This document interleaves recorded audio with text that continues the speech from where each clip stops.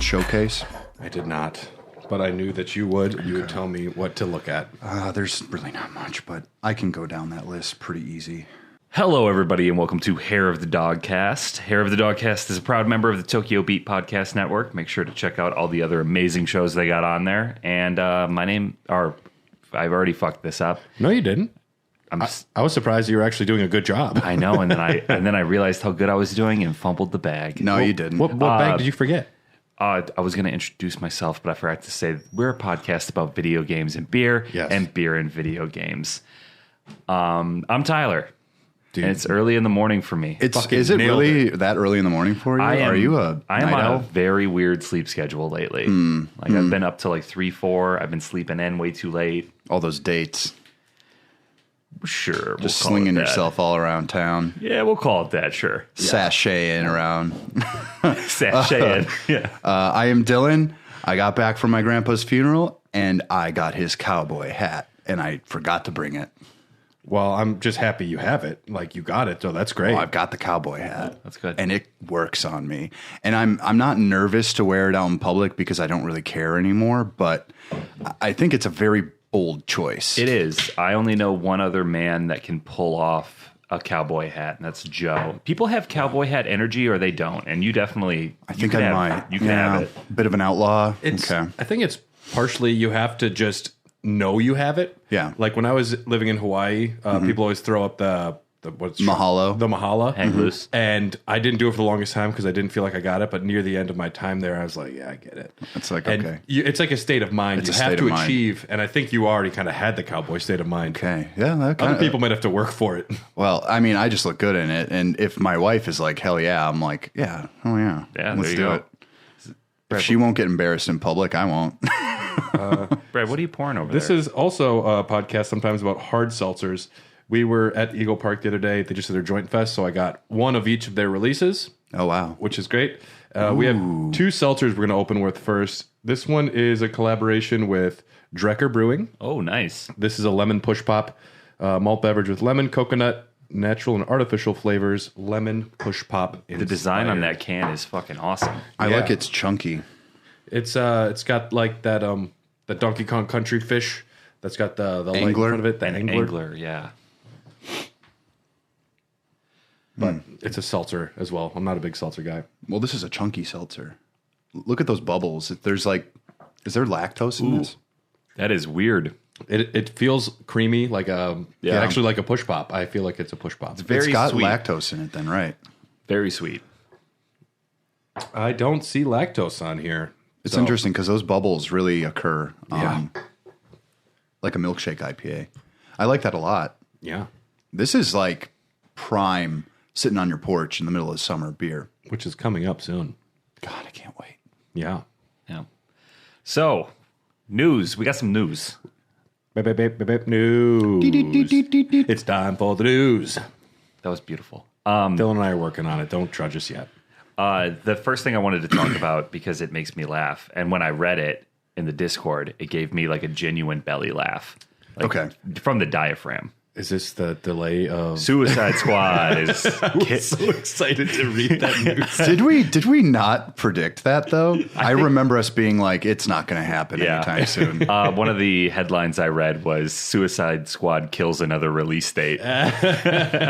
But Suicide Squad, originally set to release at the end of next month, was pushed back in almost an entire goddamn year.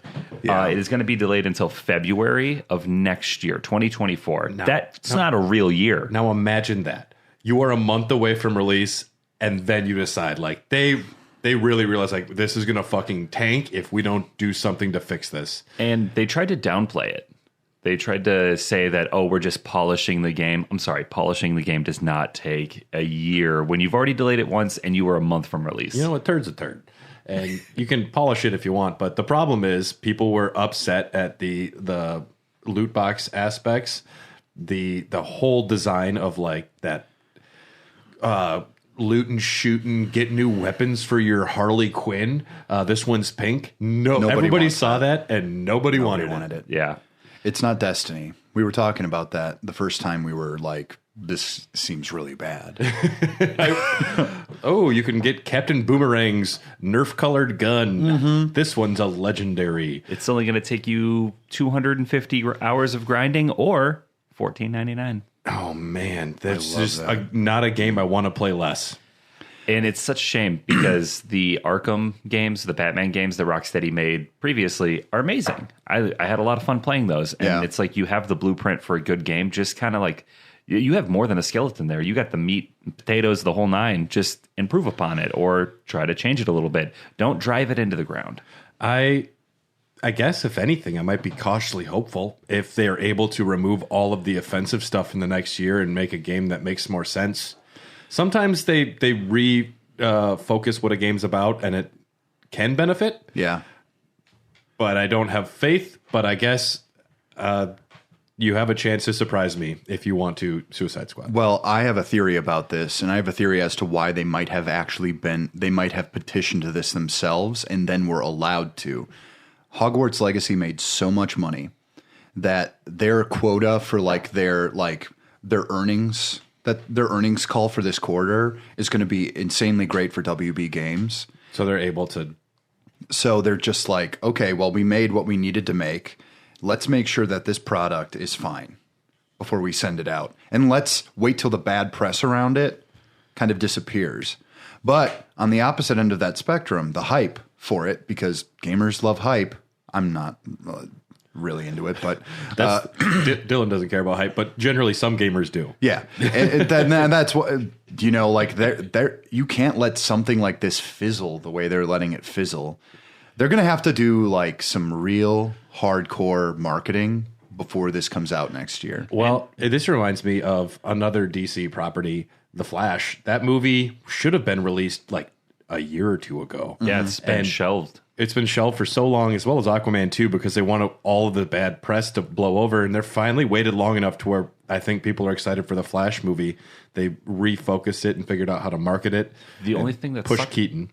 The only thing that sucks with it is, so part of the reason that they had to shelve that movie is because Ezra Miller is he's obviously not well. I don't know what's going on. He's also a sex criminal, but yeah, They're not going to talk about that until after the movie, though. He's got his own issues going on, and I don't know. I don't keep up with his news. I just know he's been a problem. With their news. Yes. Sex criminal or pest, pronouns are still a thing. I mean, whatever. Oh, do they have a pronoun? They prefer they. Oh, I didn't know that. Non-binary? I don't know. I read that vaguely, but instead of he is a sex pest, they are a sex pest. Well, they might just start being a jackass again because it seems like every time they are in the spotlight, bad shit happens. There's a reason that they have not been allowed to be in the spotlight since their last arrest in Hawaii or whatever. He's got handlers. Warner Brothers are like, here, this is your room, and stay. Don't fuck this up. Michael Keaton was amazing, and if you ruin this for him and for us, we are going to kill you. At the very least, kill your character off. Either way, the they're going to recast the Flash. I think the Flash will actually do well. I think Aquaman 2 is going to tank spectacularly. No, man, China. Well, okay, Sorry, but man. in the American markets, I don't think anyone's going to care. I was surprised Shazam 2 did as bad as it did. Sorry to get lost. Well, they buried that pretty hard. Yeah. Interesting enough, speaking of film and TV series, did you guys know that Vampire Survivors is getting a television series? It's not what I expected you to say. It's not what I wanted. Chronicle has confirmed that it's working with gaming consulting company Robot Teddy, which I've never heard of. What's the... No, I want a Countdown Vampires show. Now, that's the one we want with Detective Keith Snyder. There's nothing... The demo disc from the PlayStation. Oh, yeah. With the guy with the tattoos that 5-year-old me would have been like, badass. It was one of the demo disc episodes we did. There's nothing to glean from the game Vampire Survivors. It's Castlevania, but with a horde mode attached. There's a quote that I found. It said, who said it? It was by Luca Galanti. the founder of Ponicle, the developer of the game. He said, the most important thing in Vampire Survivors is the story. So it's a dream come true to see what started as a little indie game I made on my weekends come to life as an animated TV show. It's also great to be partnering up with such experienced and talented people to make the show. I wonder if they've realized that there isn't a single vampire in Vampire Survivors, though, which I found kind of funny. And the internet kept scrolling and didn't read any of it. He just said something psychotic. The story is one of the most important aspects. The only things you read in this game are the prompts to pick new power-ups and the names of your characters when you start out. I love the lore, though, Yeah, Mortaccio, the skeleton. Riveting. He's got so much going on. And then there's like a big buff demon guy. Forget his name. There's just going to be a million Netflix and their Amazons and your HBOs and all of those. This is going to go the way... They're layups, and video game properties that are well-loved are layups. Even if they're bad, people will still watch them. Although I don't know if anyone watched the Halo one, but that's nobody really did. That's an outlier, I think, though.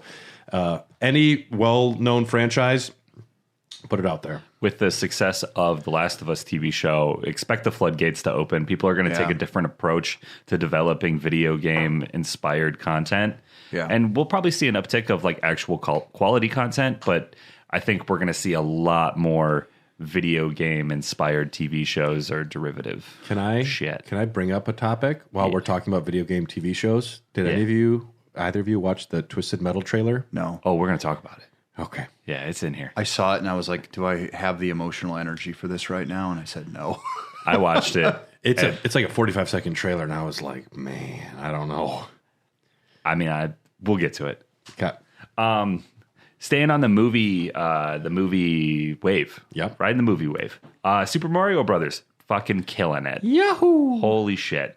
According to Hollywood Reporter, the film walked away with over $375 million in sales in its first 5 days, surpassing Frozen 2 as the top opening animated premiere globally.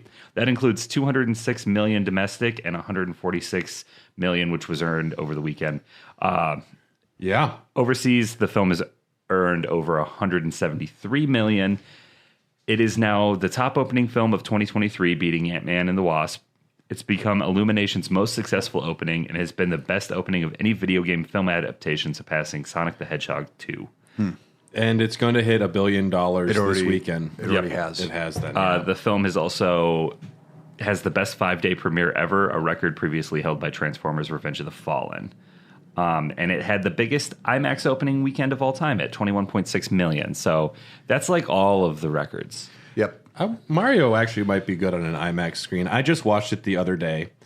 I think, but I also think, quick before you start going into kind of your little review of the movie, because I haven't seen it yet. I think they're not accounting for inflation here anymore, because Snow White, when it opened out, it's equivalent to like almost $2 billion. You're right. Because when Avatar beat Titanic when I was in high school, there was a bunch of articles talking about inflation, and it's only gotten worse since then. Yeah. So you do kind of have to look at it through a different lens, but it's still impressive nonetheless. To me, it shouldn't even be about money. It should be about butts and seats. That should be a measure of success, because tickets have also skyrocketed in price.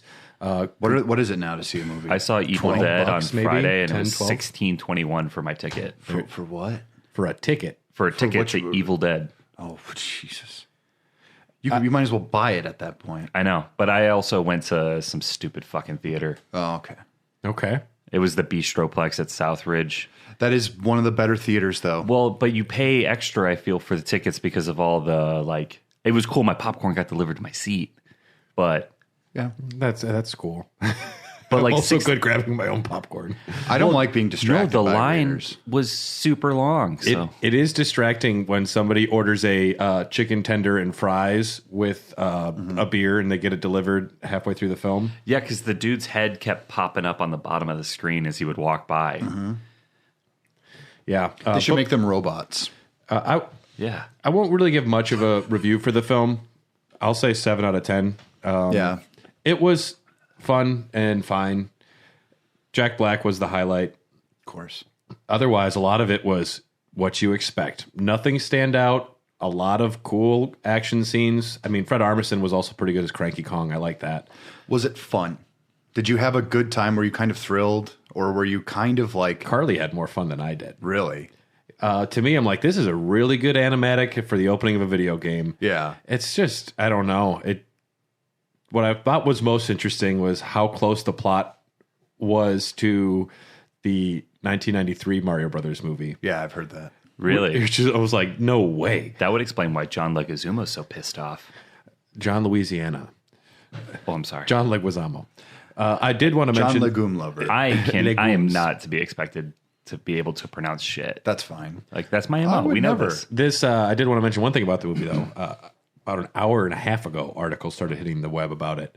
And I guess some account on Twitter just straight up posted the entire fucking movie. And it was up for like 5 days. Really? Because Elon Musk fired everybody in charge of like copyright and DMCA They're stuff. going to go after him. I tried to find it and it got removed like a half an hour ago or something. But over 1 million people watched it for free on Twitter. Ooh, that's a That's a lawsuit. Yeah. That's a lawsuit. It was just... That's so baffling. I just want to curb stomp Elon Musk, so it's fine. Leave that one in, Brad. Yep, I made a note there. Is that? Yep. He's an awful human being. I don't want him to die, but I hate him.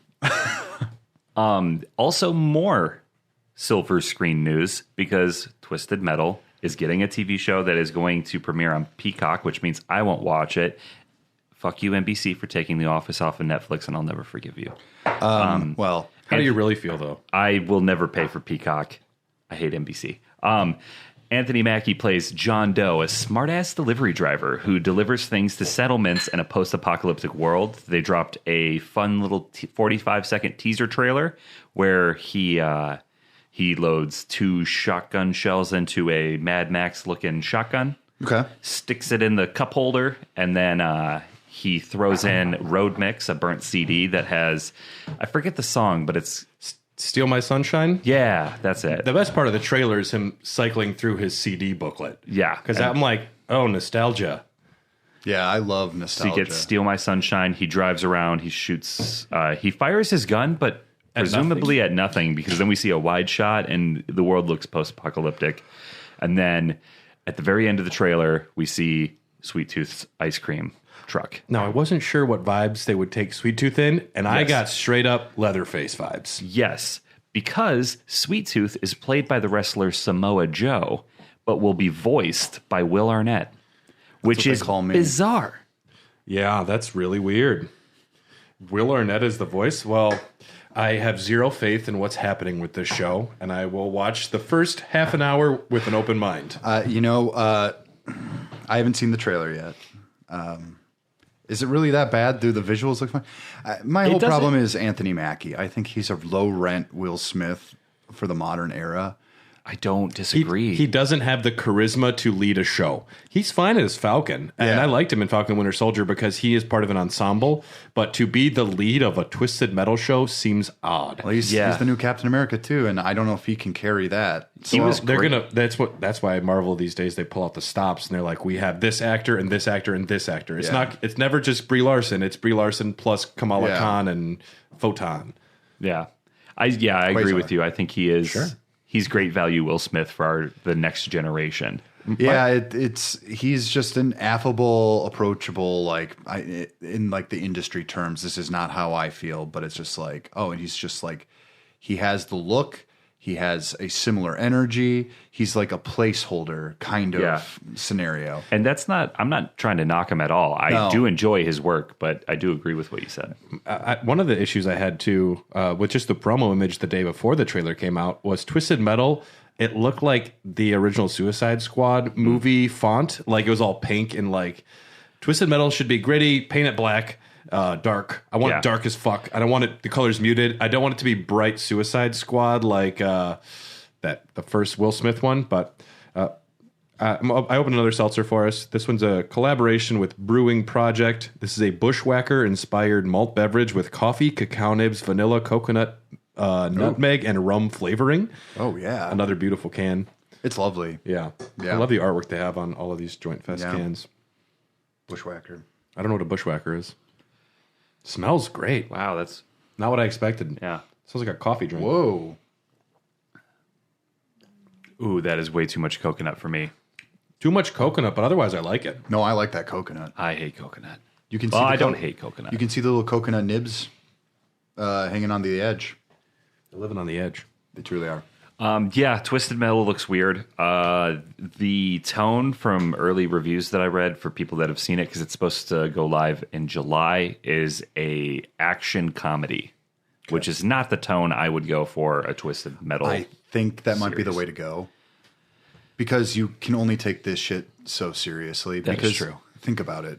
What point? What's the name of the kind of the devil in this game who like makes all this shit happen? Like he organizes the event, but he has like special monkey paw powers and Yeah. Yeah, my Twisted Metal lore is kind of rusty. yeah, that one would be an interesting been a one. minute. Yeah, it's wild because he's like if you do my stupid like tournament, then you get any wish you want.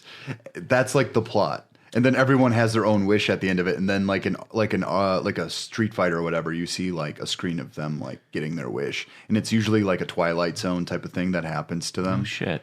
Yeah, I don't know that. I think comedy might be the right way. I don't know the right has to approach be. to it. It has to be. If you lean comedy. into like hardcore Mad Max, I don't think they could pull it off. And the characters are all heavily in the camp location of writing. I don't know. I always envisioned it. Remember that Rob Zombie music video that he had where he's driving? Dracula? Yeah. I always pictured it like that because he's just driving that weird muscle car and Yeah, he's but got that the weird face but that paint. is almost it is not a parody of itself because at the time people thought it was really hardcore. But if you go to that attitude era of like the 90s Yeah. and you try to achieve that with any semblance of like seriousness, people are not gonna it's not gonna fly because the we're so used to tone being either subverted or really delved into that either you have to go one way extreme or you have to go the other way extreme. Yeah. I think the only thing that could bring it back is if the WWE went back to the Attitude Era. And then, Scotty Too Hottie? yeah, if we get him and Grandmaster Flashback together, reformed Degeneration X for the 20th time, then maybe there will be a cultural shift. Yeah. And we can achieve this. You know what they call me? Dylan Too Chillin'. Brad too rad. Yeah, there we go. Do me. Tyler Too Milder. Moving on. Before we get into console quitters, because I do have quite a bit of PlayStation shit to talk about, I did find something really cool. Skyrim has a million fucking mods now. Of course. But somebody Say what? has given the NPCs in the game memory. So what they did is That's cool. it's a mod that's... This one's got PTSD. Well, I didn't know what they meant by that, but there's a Reddit user known as Art from the Machine. They're using Whisper, a speech-to-text AI, and Chat GPT to formulate responses in almost real time for the game. So you get new dialogue options with NPCs that you interact with in Skyrim. Yeah. And Are they just are going to be reading Wikipedia articles to me like regular Chat GPT? Well, I saw a clip. ChatGPT's impressive. It's pretty impressive, I used but it to it's write a still- podcast description the other day. That's pretty good. Really? And like make a fun craft beer inspired podcast description about Eagle Park. It put in all the Wikipedia or like the information about the company and it's like added all the adjectives and you just go in there and tweak it. I was very impressed by it. Yeah. I was impressed by the little clip that I watched of this thing in work, like in action, asking a soldier like a question, and it would create a memory. So instead of the same like 7-8 dialogue options that a Whiterun guard would have, Yeah. now they have fully realized almost backstories, and the voice acting Whisper, that'll be tough now. the text AI, it comes close. It can replicate the sound. So it sounds really close to what the actual voice actor sounds like, but you can't get over that text to speech kind of, what's the word? Cadence. Yeah. Sure. But And this the Skyrim cadence, which is kind of itself. Yeah. It's true. Some people call this junk. I call it treasure. yeah, that's true. Can you make it sound stupid? it actually was really cool, and it makes me. You saw videos of it? Yeah, there's videos up online. I was going to play one, but it was a really long video, and the audio quality wasn't the best. But it makes me really excited for the future of games if we can do this on a better scale, bigger, and have. Our toes are in the water right now. There's a giant ocean of potential generated content, and yeah, I mean, if you want studios to start getting lazy, we don't have to fucking write quests anymore. Let the fucking AI write them and write the dialogue. That's the definition of a radiant quest. Yeah. Yeah, that's interesting. Yeah, I just wanted to point that out for anybody on the Discord or listening who wants to check it out. Maybe I'll post it in there, but it's kind of exciting. It is kind of scary. I don't know how I feel. I like crafted content, and even now I've started drawing with on physical with paper because I'm getting really tired of seeing like AI art. And the only way I can prove that I'm actually making something now is one, like you could either watermark it, or two, you can just do it by hand because it's like the best way to do it. A friend of mine recently made a board game. I saw it last night, and all of the art is AI generated art. And it has that look. I'm like, something looks a little off, but also if you were able to create all of this art by yourself on the computer, I get it. I understand the appeal. But yeah, I find it problematic as a creator. As a human creator, yeah. And then you have people doing it with writing, and ChatGPT is replacing people now. Yeah. And it's the Wild West of what's going to happen. And I mean, I know it's dangerous, but I also think there should be someone has to invent like an actual like legitimate kind of like fail safe, like we know that this is like that the programming can't like it can detect it, because there are things like that, like teaching tools that use it. Yeah. But I mean, I don't know, like no AI art ever looks the same as the thing before it. I think the best way to kind of prove if you're the one actually making this art is by producing more and more, and then saying like, yeah, this is my style. Obviously, I couldn't have like asked it to make a new thing and then have it look exactly the same. Or I feel like there's lawsuits that are in effect right now. Yeah, where if somebody says combine this person's art style with that, it's infringing on their style. Yeah. And whatever the outcome of the lawsuit in today's age, who knows what's going to fucking win there. Well, it's crazy. Even when I was back home, I typed in, we were trying to see if, because you can go realistic and it will like summon photos from the internet and like connect them. Yeah. And then like make a realistic looking human being. And I was just like, let's see if we can make Jeff, my mom's boyfriend. And we typed in all these things that describe Jeff, maybe about like 50 words. What popped up looked insanely like him. Yeah. That's scary. I saved it on my phone. Well, Black Mirror just had a new trailer put out the other day. I haven't watched it, but Aaron Paul's in it though, correct? There's a lot of good actors in it. I was surprised. I just saw images. I'm not going to watch the trailer. I'm definitely to the point in my life where I don't want to see trailers for shit anymore. This looks like Jeff. That's AI generated? That is AI generated. Damn. Strange days. You can get it right on your fucking phone. My mom, her reaction. She's like, I don't like that. Can it generate it without his pants on? Ooh. Bong. Chad Xbox, do you want to tell us what's going on in the world of Xbox? Thank you for throwing it to me first for our console critters, because all I'm going to be talking about is mostly Sony. And there's not a lot of news happening in Xbox outside of that. Console critters, here we go. For Chad Xbox, they, as we know, we've been largely talking about the potential acquisition of Activision by Microsoft. Yep. And the UK Competition and Markets Authority, the UK CMA, has about a week ago decided to block Microsoft's acquisition of Activision Blizzard, stating the company failed to address concerns about cloud gaming. So this one authority in the UK says, you guys don't know enough about cloud gaming, and we do. And they're saying, that's it. We do not approve of this deal. The cloud allows, this is from the CMA, The cloud allows UK gamers to avoid buying expensive gaming consoles and PCs, and it gives them much more flexibility and choice as to how they play. Allowing Microsoft to take such a strong position in the cloud gaming market just as it begins to grow rapidly would risk undermining the innovation that is crucial to the development of these opportunities. Ninfrendo here, to add on to this, because there is a couple reasons in their verdict why they wouldn't allow it to happen.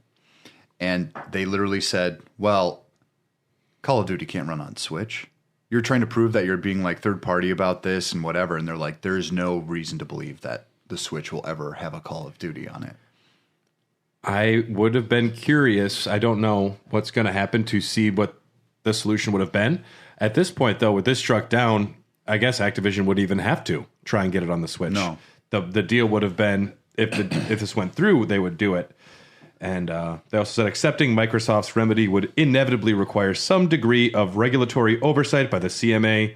By contrast, preventing this merger would allow market forces to continue to operate and shape the development of cloud gaming without this intervention.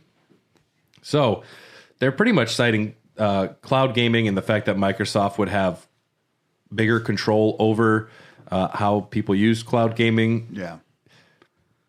Right. I mean, cloud gaming is pretty much like 4 or 5 major companies putting out, controlling the cloud gaming market as it is. They keep trying. I don't know why right now, but I mean, innovating on it is fine, but I don't find it to be particularly useful or attractive. Yeah, I agree. Me neither, not at all. Yeah, I've done it. I have used cloud gaming with Xbox Game Pass for a few games that I was just like, well, I don't even want to spend the time downloading this. I might as well just play it on the cloud. And for the most part, it works. But if you're interested in fidelity, frame rate, all this other stuff, you are just going to download it. If there are if there's any input lag, I find a game nigh unplayable. Yeah. And cloud gaming's not there. That's what they're citing, though. NVIDIA quickly chimed in afterwards saying, cloud gaming providers would all benefit if this deal had gone through. This is damaging to cloud gaming. NVIDIA said this. And Microsoft President Brad Smith responded that they are committed to the acquisition and they will appeal. He didn't hold back his thoughts, though, on his response. He brought his guns to this meeting. He said the strong message the CMA has sent is not just to surprise everyone who fully expected this acquisition to be approved, but to send a message that I think will discourage innovation and investment in the United Kingdom. The decision, I have to say, is probably the darkest day in our 4 decades in Britain. He was pretty... Wow. He's like, nobody invests in Britain ever again, and this shit's horrible. It does more to shake our confidence in the future of the opportunity to grow a technology business in Britain than we've ever confronted before. I think he was responding emotionally. I think he's a dedicated CEO. Yeah, I mean, I don't disagree with him. The fact that I'd be pissed. The fact that this acquisition, which everyone thought should go through, and I think largely would be beneficial to almost every company involved. Who's in whose pocket? What's Sony up to? I'm not a lawyer or anything, but I'm sure Microsoft can appeal this. Well, there has to be some sort of appeal process. There is an appeal process. There is an appeal. Analysts have predicted this appeal is unlikely to succeed. Analysts are saying that they can appeal, they will appeal. It probably won't get anywhere. And rumors have it that the breakup fee, Activision still gets paid $3 billion even if no deal ever happens. So Activision's like, we're fine. This isn't bad for us, but they still want it to happen as well. Why would they still get paid $3 billion for breaking? It's the contract. That's putting a lot of eggs in one basket. Holy shit. Well, for them to come out and say that they're in agreement with this deal and want it is them putting their necks out there a little bit as well. It's a risky maneuver because it devalues your company. Yeah, that's true. That's getting owned by one exclusive console. That's a lot of money. Yeah. I believe this deal might be dead in the water. They will appeal. Maybe something will change. Nothing's out of the realm of possibility. And how much money can they pay the CMA? Well, with an appeal, depending on how many they get, or how long the process takes, they have plenty of time then to address the cloud gaming issue. Right. They can rework it. They can figure something out. I don't know if it would be dead in the water. Maybe this is something we continue to hear about for the next 2 years as it drags out in court. I had one other piece of news before talking about the games. No Xbox was trending on Twitter this past month as Oxenfree 2 was announced that it was coming to all systems except Xbox. And everyone is talking about how Xbox is seemingly not getting stuff that is going to PlayStation and Sony. Another big one is Final Fantasy Pixel Remaster. Yeah. For some reason, Microsoft didn't get it. And I mean, if you're just going to resell your fucking old games for the 30th time, why not just put them on Xbox as well? Rumors have also been swirling that Microsoft and Square Enix are having difficulty in the bedroom. Windows Central editor Corden, he said in some cryptic tweets that it is on Xbox not being able to perform as Square is usually down to clown. So something is going weird between Square Enix and that's interesting. Xbox, and he's like, nah, this is Xbox that is failing to meet Square Enix somewhere. See, but I don't know, because PlayStation 5 has one giant Square Enix game in the trigger coming up in June, Final Fantasy 16. That is going to explode. It's going to be huge. Whether or not it's good or it's just another freaking Kingdom Hearts game disguised as Final Fantasy. God, if it can just have some of that gameplay with good writing and a mature story. Oh my God. If it's the got stuff like, I've seen, I have been just so... tired. A character action game is not what I want out of Final Fantasy. I don't mind the character action. I care about the story being well written and well performed. I have no faith. I have zero faith in this game. It's going to do huge. So did 15.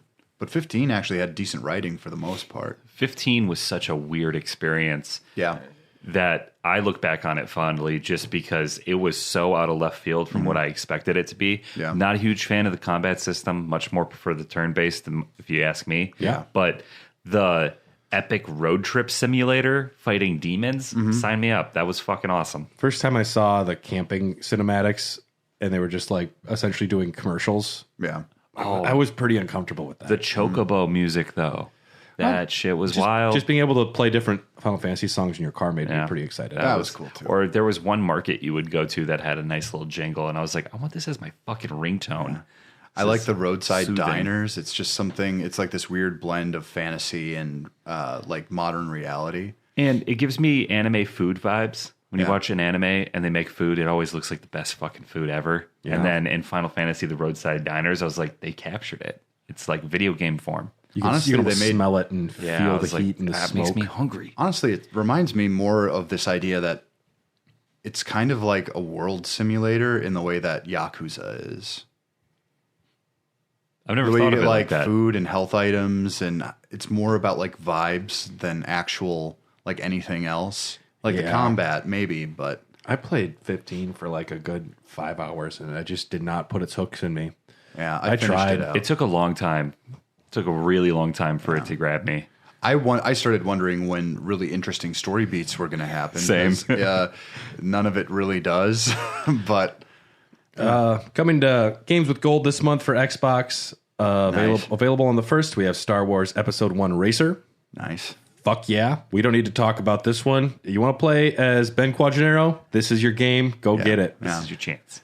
Coming May 15th, we have Hoa. Travel through the beautiful, mythologically inspired world of Hoa. Play as the titular fairy returning to their homeland to reinvigorate the terrain and its inhabitants. Soothing, meditative puzzle platformer. Doesn't have great reviews, but it looks pretty dang cute.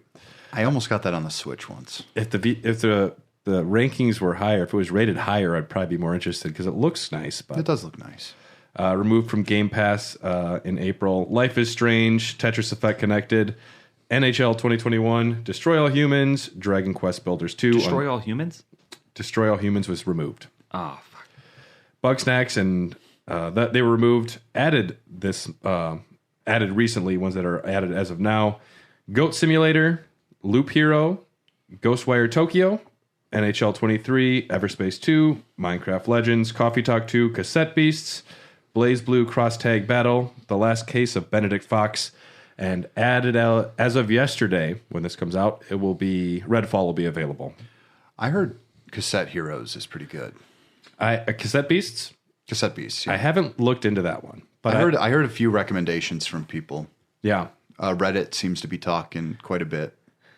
I played through some of these. I couldn't play Redfall as of yet because it's 2 days early as when we're recording. I played some of Ghostwire Tokyo. Wait, it comes out on Tuesday? It comes out on Tuesday. Really? Yep. Well, I'm gonna have to buy it or Download it. through You can Game pre-download Pass. it too. Oh, I might as well. Mine's. That's fine. I like pre-download. I don't know. I'll tell you this much: Jedi Survivor took up a lot of space on my hard drive. Really? Holy cow! We'll talk okay. about what we've been playing. Okay. I do want to hear all Okay. your thoughts. But, Okay. I did play some Ghostwire Tokyo. The world was Interesting. enough. Yeah, I played it too. And I did not care for the gameplay. It is a little rough. It's fun. I felt like there was lag input. There's input lag? lag input, Yeah. but there's also like everything just feels a little off. Like responsiveness, I found myself like, what is up with the aiming? And I tried twerking it. I was like, is there something wrong with my receiver? Because video games play great. Oh, I know. And this one feels like it's off by, it feels like 10 or 15 frames sometimes. It's a little jank, which is weird. This is Tango Gameworks, right? If I remember correctly. Correct. And they did one of my favorite survival horror games, Evil Within 2. And that game is like smooth as butter. So I'm wondering what happened here. And so my experience with this was disappointment, and they put not billions, but like fucking people and money. And then I played the last case of Benedict Fox. Within the first minute, I'm like, this game is a million times more interesting. I'm more invested. Is that the cool looking platformer side scroller game? It's a side scroller. It's about a detective, and it's got Lovecraft influence. It's got old gods. It's just the first 5 minutes. I'm like, this is beautifully illustrated, well designed. The gameplay I haven't gotten too far into. I was doing some exploring, but the way you interact with the world and everything, I was like, yeah, the hooks quickly in. And I'm so tired of games that require you to watch 10 minutes before the gameplay starts. I prefer a little fluffiness at the front if you want, then a good gameplay experience, and then you can break into a cinematic intro if you need to. But I need to feel the game before I get invested in the game. Yeah, that makes a lot of sense. Yeah. What's coming by the end of May? Ravenlock, Fugue, Fuga. Melodies of Steel. Very good video game. I'm going to say Fugue, although Fuga is way better sounding. Fuga is literally how Fugue should sound like Spooge to me. It's Fuga, so it's Fuga. Ah, okay. Way to the Woods and Amnesia: The Bunker are also. That game looks fucking awesome. That's a sequel to Rebirth now, right? I played a little bit of Rebirth. I didn't find it very scary. I don't know if it's a direct sequel, but from what I've seen, it looks like they went with more of like I wouldn't say I guess traditional horror, but it looks like they took a page out of Resident Evil's playbook. Yeah. And I liked Amnesia when I had it back in like 2013 on my PC, back when I was a PC gamer.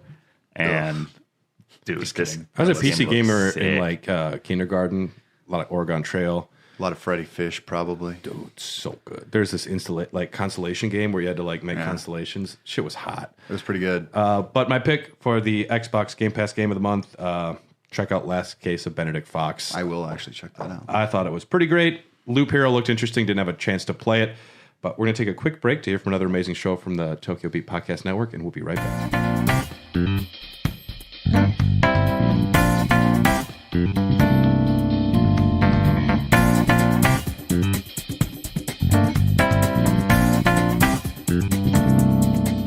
Hi, this is Mono, the host of Tokyo Game Life, a Tokyo-based video game podcast focusing on Nintendo and gaming culture in Japan's capital. It's your slice of gaming life from Tokyo. Every episode features deep dives into gaming-related places to visit in Tokyo, interviews with fans, developers, and experts, plus detailed thoughts on both retro and new games. Tokyo Game Life, only on the Tokyo Beat Network. Today's show was brought to you by EPOS Gaming Audio, with a comprehensive lineup of both wired and wireless headsets, gaming amplifiers, microphones, and webcams. EPOS has everything you need to experience the power of audio. Like their H6 Pro lineup, which features two versions, an open or closed headset. The closed headset allows you to tap into exceptionally detailed audio and seals out ambient noise, while the open version delivers natural high-fidelity audio with an incredible soundstage. Both headsets include a magnetic detachable microphone and a sleek design that has no wild RGB configurations, just good design. Listeners can save 15% by visiting www.eposaudio.com/gaming and entering code EPOS Friend 15 at checkout. That is EPOS Friend 15 at checkout.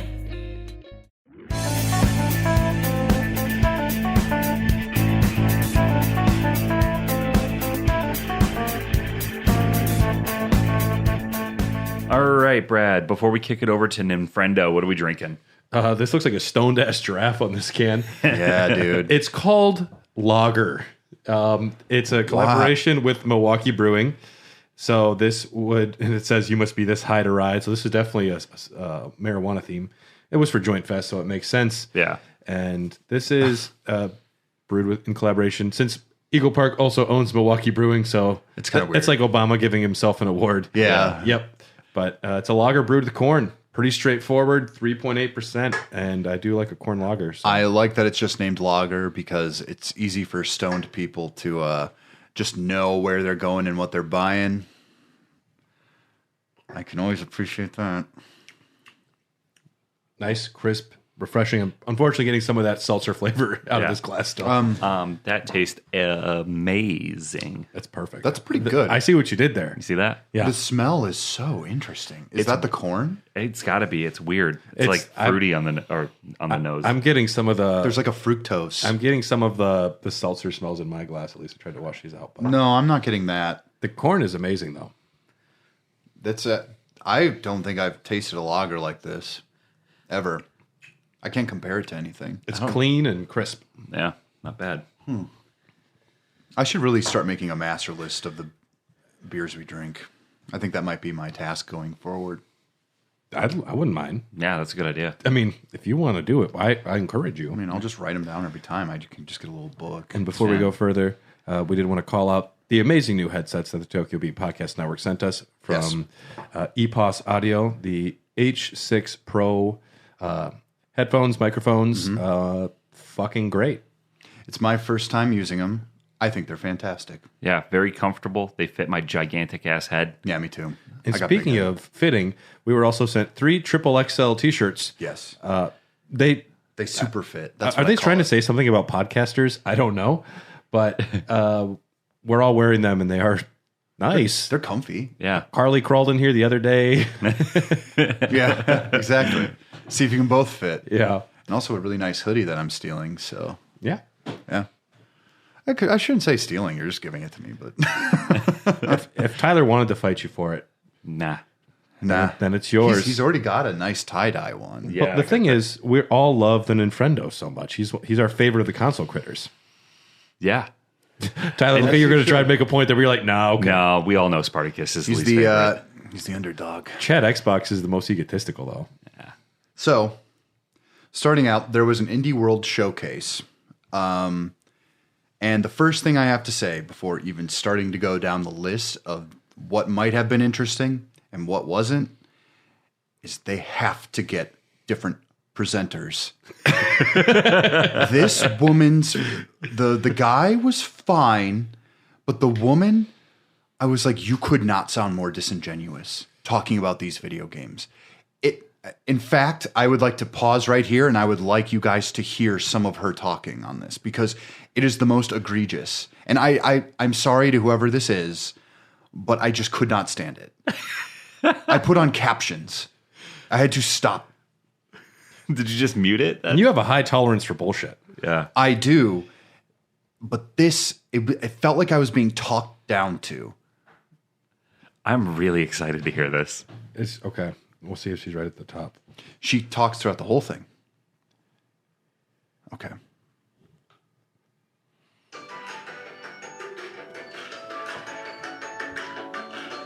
Okay.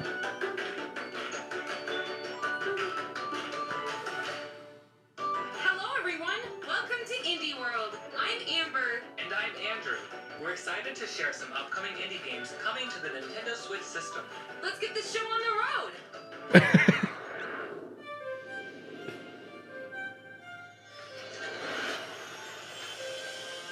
Many years ago, That's not her. Okay. You're talking about that first girl that was Yes. at the top. The you know presenter. what she sounds like? 大家好，我是时光系列的 She sounds like one of the voices in those video games I would play in elementary school that Yes. taught me math. Yeah. Well, that's true. And here's the thing: that energy that she went in with, which was kind of guns a-blazing, it's there throughout the entire thing. We're excited for the next game. And then they make those jokes with each other, like it's like Andrew, like, ugh. I'm like, oh my god, I'm gonna splatoon you and your bud. something like that. Careful now, Amber. Amber. It's like a Disney Channel, the hosts between the shows that are like, we're in Animal Kingdom. It's Disney Channel. Rock on. It's like a tour guide. Yeah, it's even worse though, because if someone starts, I'd go up to them halfway through and I'd be like, tone it down, honey. Completely unrelated. I saw a YouTube video of all of the Disney Channel kids stars trying to do the mouse ears, all the outtakes where they are just fucking doing the worst drawings. And the director's like, all right, Raven, we're going to do it again. Really? And it's just them not being able to do fucking Mickey What is that? Mouse ears. They just literally made a heart. Yeah, they're just like doing like the weirdest shit ever. Like, Beans, you're not even trying, dude. They are aware what the logo is, right? I'll send you guys a link. It was the dumbest video. Hey, and I watched their child stars. They're tired. I watched 2 of them. I mean, they put in all those hours. When you're young, you got energy, but half of them are probably coked out of their mind anyway. And their parents are holding guns to them, and then there's like some sex pest Disney executive like holding them by the shoulders off screen. Can you do it again, but this time barefoot? Yeah. Here, I'm gonna have you stand in a pie for this one. All right. Ninfrendo. Ninfrendo. Going down the list, there are some that looked interesting to me. You guys can check these out if you want. I'm going to give you my recommendations on whether or not they looked interesting. Now, if they come out and I think that I see like good reviews and stuff, I will play probably anything on the list because I love indie games.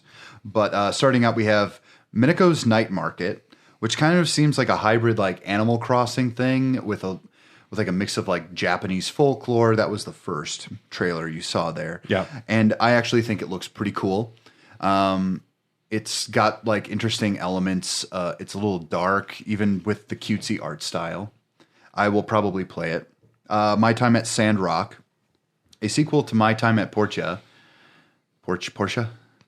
I think it's Portia. I think You're looking to us for the answers, Dylan. which was a pretty clever kind of like life sim game. If it doesn't have an assault rifle, a Chad Xbox doesn't give a fuck. Yeah, I dude. know. There's something called Plate Up, which I immediately was like, I don't want to do food service work. I was like, is it another cooking game? Yes, Let it Overcooked is. have the market and everyone leave. Quilts and Cats of Calico, I'm going to be honest, don't really remember it. Rift of the Necrodancer, which actually looks pretty cool. If it's anything sequel. like the other ones, They it'll be nailed It's good. the actually title. more. It's actually more of like a rhythm game. There's no like exploring dungeons. It's more of like a Guitar Hero, and so it's you battling up against people, which I think is pretty cool. I don't know. Necrodancer is a cool word. Necrodancer is great. It is fun. I do like that. It's like a DDR offshoot that no one expected. Yeah. There's a lot of DLC for like things like A Little to the Left, Cupboards and Drawers DLC. Wow. What the fuck is that? Yeah, I don't know. Shovel Knight Pocket Dungeon, Puzzler Pack DLC. Okay. Meanwhile, Hollow Knight 2 was missing. Yes, Silksong was not here. Everyone was very upset. Reddit was very upset because that's where I go to for a lot of my news, especially about the Switch. Sure. We've got Cult of the Lamb, Relics of the Old Faith update. It's free. I haven't played it yet. I got a little burnt out on that game, even though I greatly enjoyed my time with it. We have Animal Well, which was interesting because they had Video Game Donkey in the... He runs a studio now. Yeah.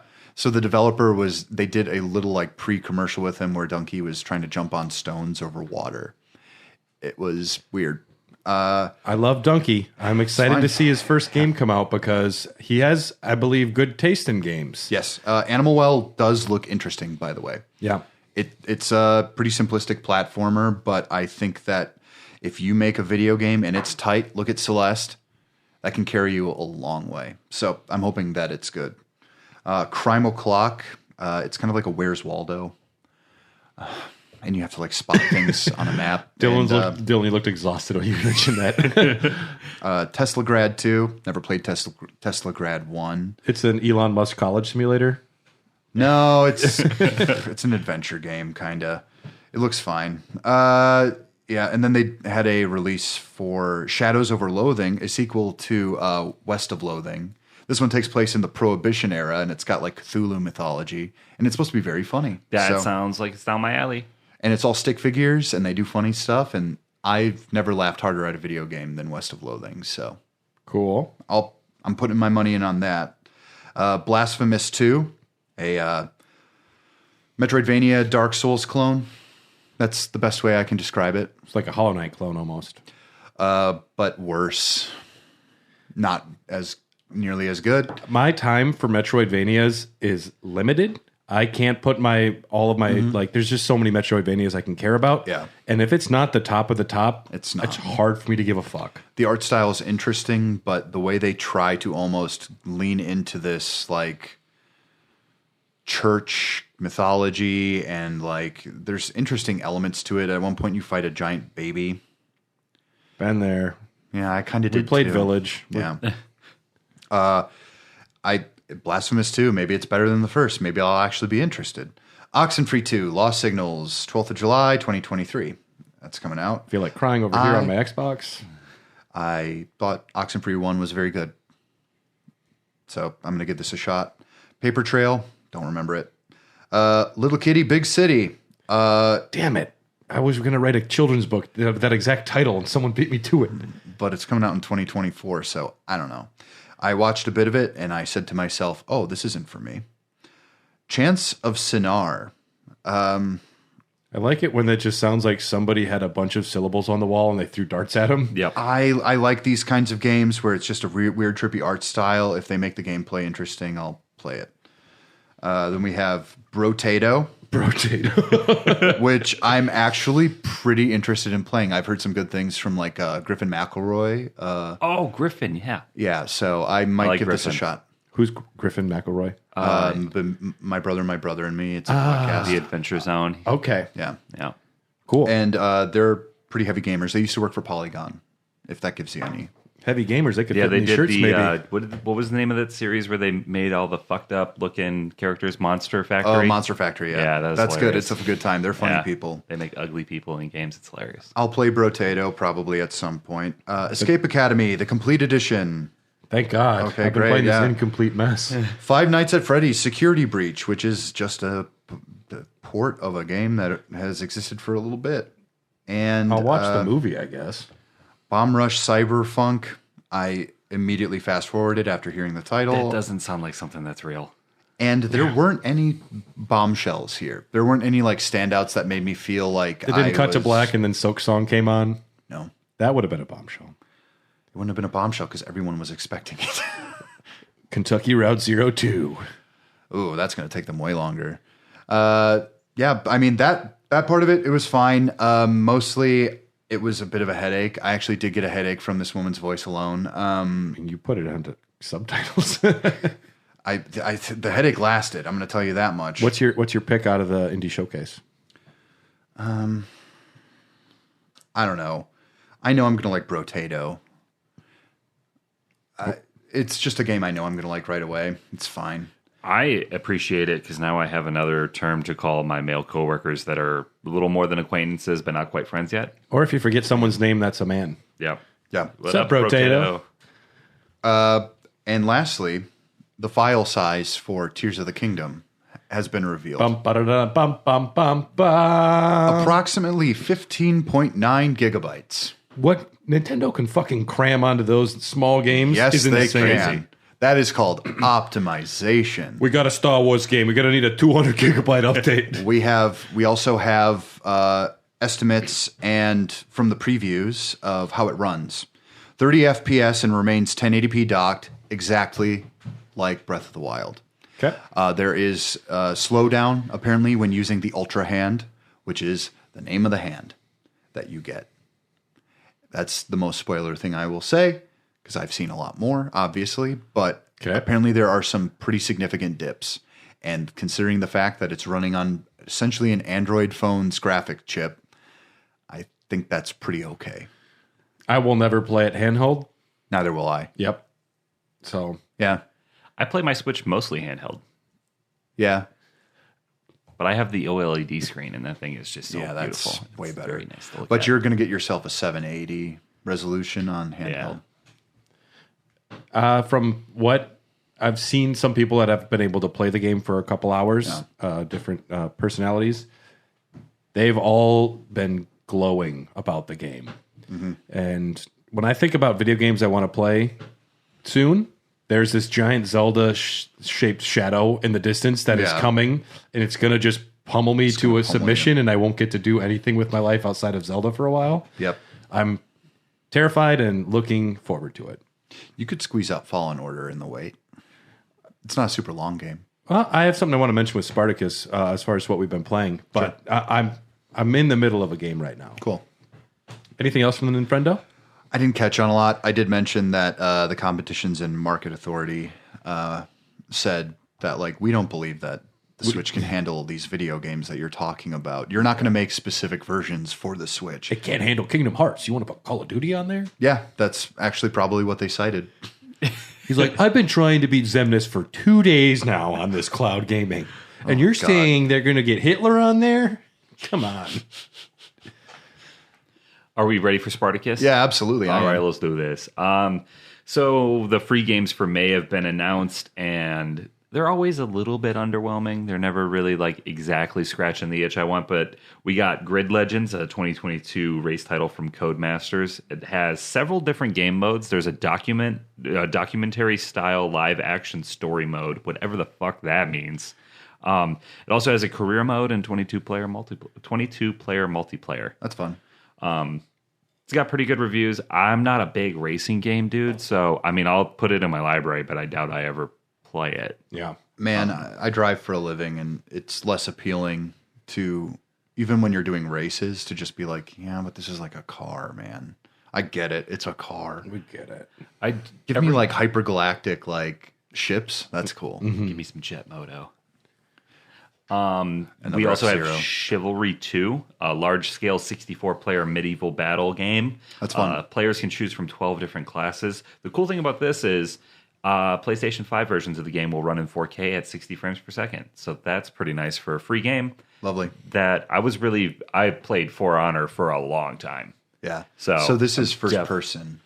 Definitely going to check this out. Yeah. And then Descenders, which I will not check out because it is just a dirt biking game. Was that the only games added? That's just the 3 free games. I've played Descenders. Oh, those are It's pretty good. Those are the monthly games. Yeah, those are the monthly games. Okay, I thought this was like the Premium Plus shit. The Game Pass. We can just call it the Sony Game Pass. No, and they don't really move the games on Premium Plus Extraordinary Game subscription thing. They don't really... I mean, they add monthly games, but ever since Horizon Zero Dawn, the Forbidden West Yeah. got added, I mean, there's really nothing that's swinging that hard. God, I want to play that. Go ahead. We'll finish your stuff. In other news, Sony is acquiring Firewalk Studios from Probably Monsters Incorporated. UK CMA didn't give a fuck. Yeah, they turned a blind eye. The terms of the deal were not disclosed, but Firewalk is a relatively new studio led by Tony HSU. How do you say that? Sue? Yeah. Tony Sue, formerly of Activision, and executive director Ryan Ellis, formerly creative at Bungie. The focus for this acquisition is for the two to make AAA multiplayer games and a brand new era of live service experiences for PlayStation players. I'm down with more multiplayer games on Sony. However, a slew of live action games is not what I want. FMVs. It's hard to do well. Yeah, and it's hard to do Immortality. right. Immortality is the one that only ever really worked for me. Yeah, and like I played quite a bit of The Division 2, and that had a bunch of updates and shit, and that was fun. But like having a game that's a live service and I thought you said live action. no live service, Oh, okay. I was Having thinking a- FMVs. a game like that's supposed to be like the only game you play for a long time is just unappealing to me. I play so many different games all the time. Yeah. I don't want to pour all my time into one game. If I do, it's going to be a story-driven narrative, and it's going to take me approximately 35 to 45 hours to do. Sure. I'm right there with you, man. But yeah, Sony, that is their 22nd acquisition now, I think. So yeah, that That's new. We got a state of play. Okay. That happened on April 13th. We got a very good look at Final Fantasy 16. Did either of you watch it? I watched a little. So that comes out on June 22nd. Combat is a big focus on this one. And we got a really good look at the icon battles, which are like summons from the previous games. Looked pretty cool. They have a lot of different ways that you can play it. They said that the combat is going to be a large sticking point for this game. It's something they're very proud of. It ranges from anything from a 3D scrolling shooter to a heavyweight wrestling match. So whatever that means, but the clips they did show, you're actually controlling the icon. Yeah. So that makes me kind of excited. You get into like Street Fighter battles with them. Yeah, I did see some QTE looking shit though. There is. And I wasn't super stoked on that. A few prompts during battle I can be okay with, like a reactionary thing. Or like to end it after you've already beaten them to get a cool like finish. That stuff I don't mind. I just hope it's not like super littered with it. I doubt it. I know that they said that time will slow down or the battle will slow down, so you'll have time to focus on these things when they do come up. So it's not supposed to catch you off guard. Main character's name is Clive. You will play as Clive and only Clive. His last name sucks. What's his last name? I don't remember. Hold on, I'm looking it up because I remember kind of gasping at how bad it I sounded. barely remember my last name. Worse than Cloud Strife, Clive. Clive Heartache. Oh my! Clive Hardship. What is it? I thought you thought you looked. Dylan thought that was possible. It was as bad as Clive Heartache. So Clive Rossfield. That sounds like a X-Files villain. whatever. Clive. You'll only play as Clive. You'll have a rotating cast of companions that are controlled by the AI. You also get a cool hideout thing where it's like your hub. Yep. That looked pretty cool. You could do shit from there. The other shit they talked about in the state of play is we got an extended look at Suicide Squad, but who gives a shit because that's not coming anytime soon. Capcom revealed some new Street Fighter characters for Street Fighter 6, which I have yet to play or really delve into.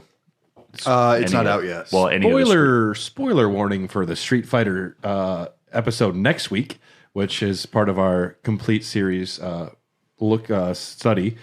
The Street Fighter 6 demo, pretty bad. The demo is out; it's available. And you played it?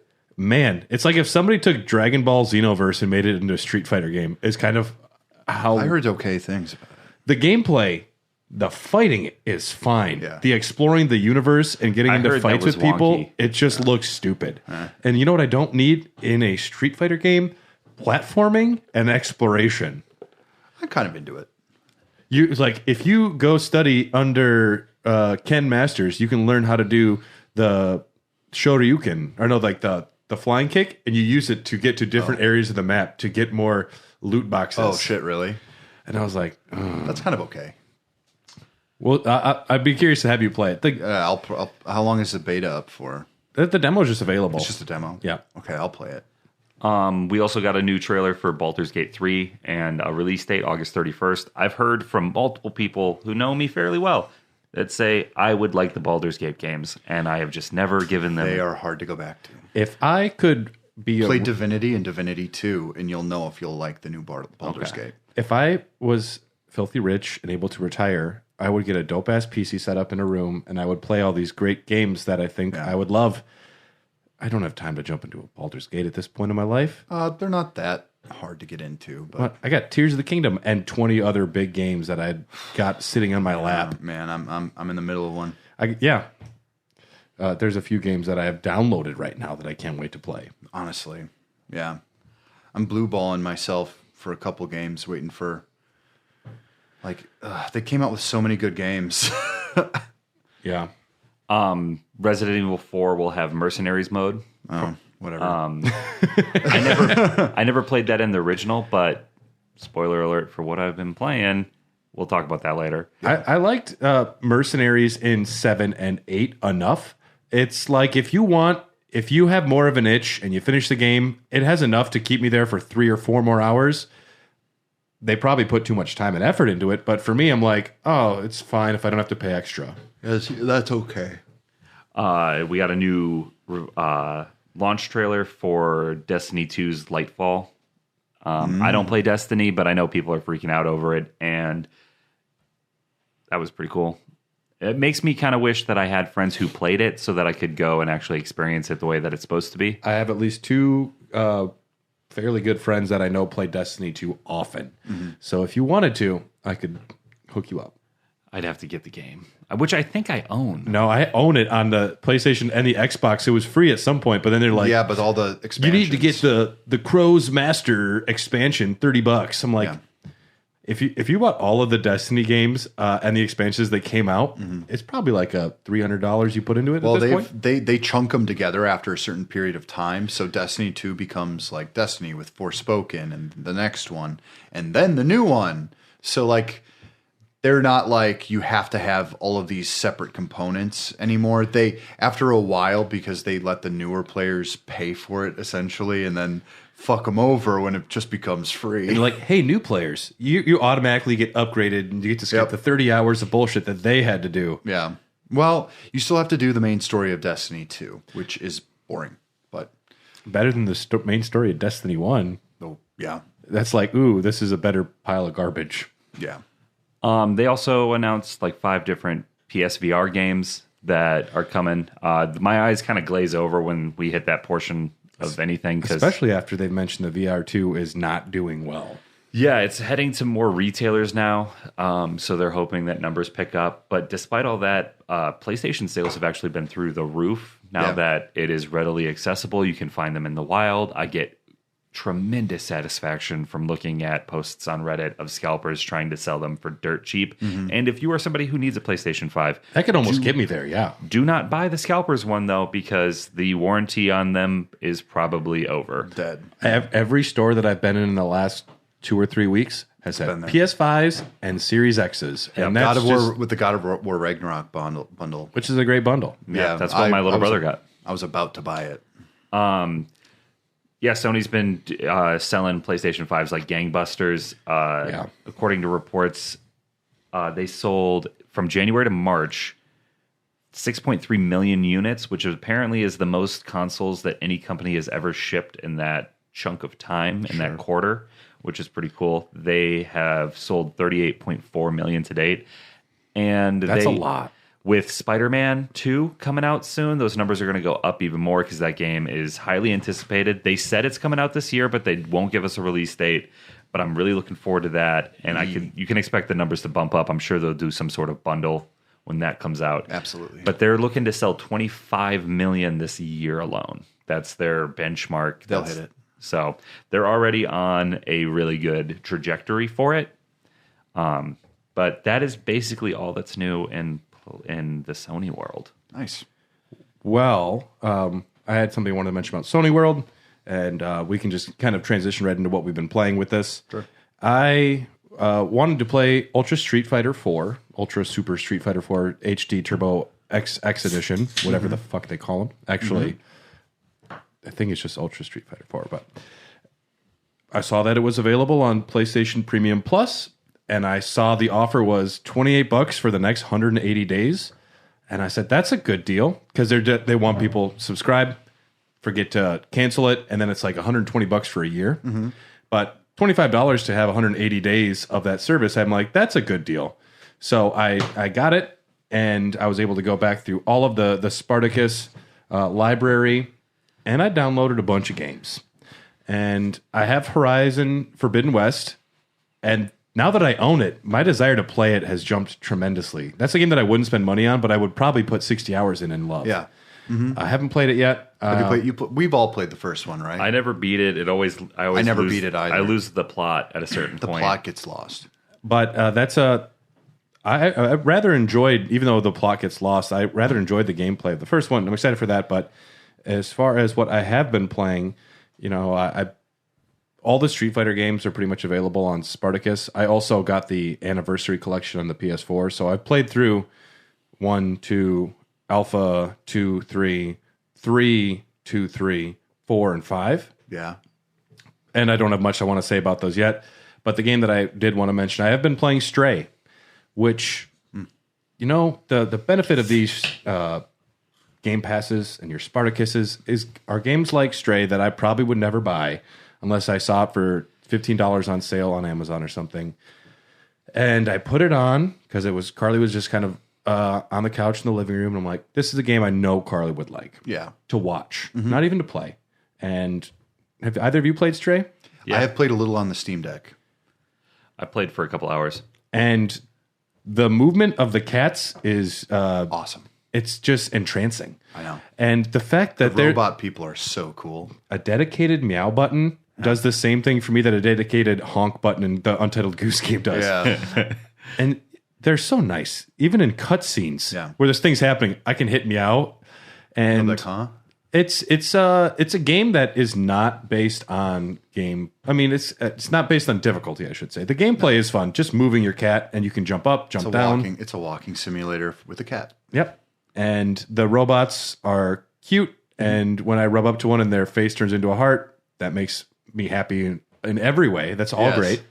And I've probably put a good 5 or 6 hours into it. And sometimes you just need a comfort game. Yeah. And that just was a nice remedy for the problems of life. Just a little bit of Stray. Yeah. Made me really happy. And yeah, the cat is great. I love everything about it so far. That's what I have been playing as of late. But I got the Spartacus and I went on a downloading spree.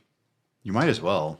Because I have the extra hard drive space for all of it. So Yeah. Might as well. As long as I delete Marvel's The Avengers, that opens up 200 gigabytes. So, which I've never played, but I downloaded. You don't want to. Yeah. I have played it. I can tell you. Because you're a huge fan of the Marvel series.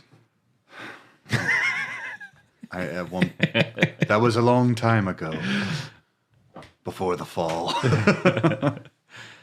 I've been playing the Resident Evil 4 remake. Yeah. I have loved it. I absolutely adore the game. It was one of my favorite games as a child, and the remake has been excellent. I find it the controls are nice and tight. It is super visually appealing. Sorry, I'm making notes of fucking games I want to play. Keep talking. Because I was like, what did I say? He's editing out. I own RE4 physical for the Xbox. I definitely need to play RE4.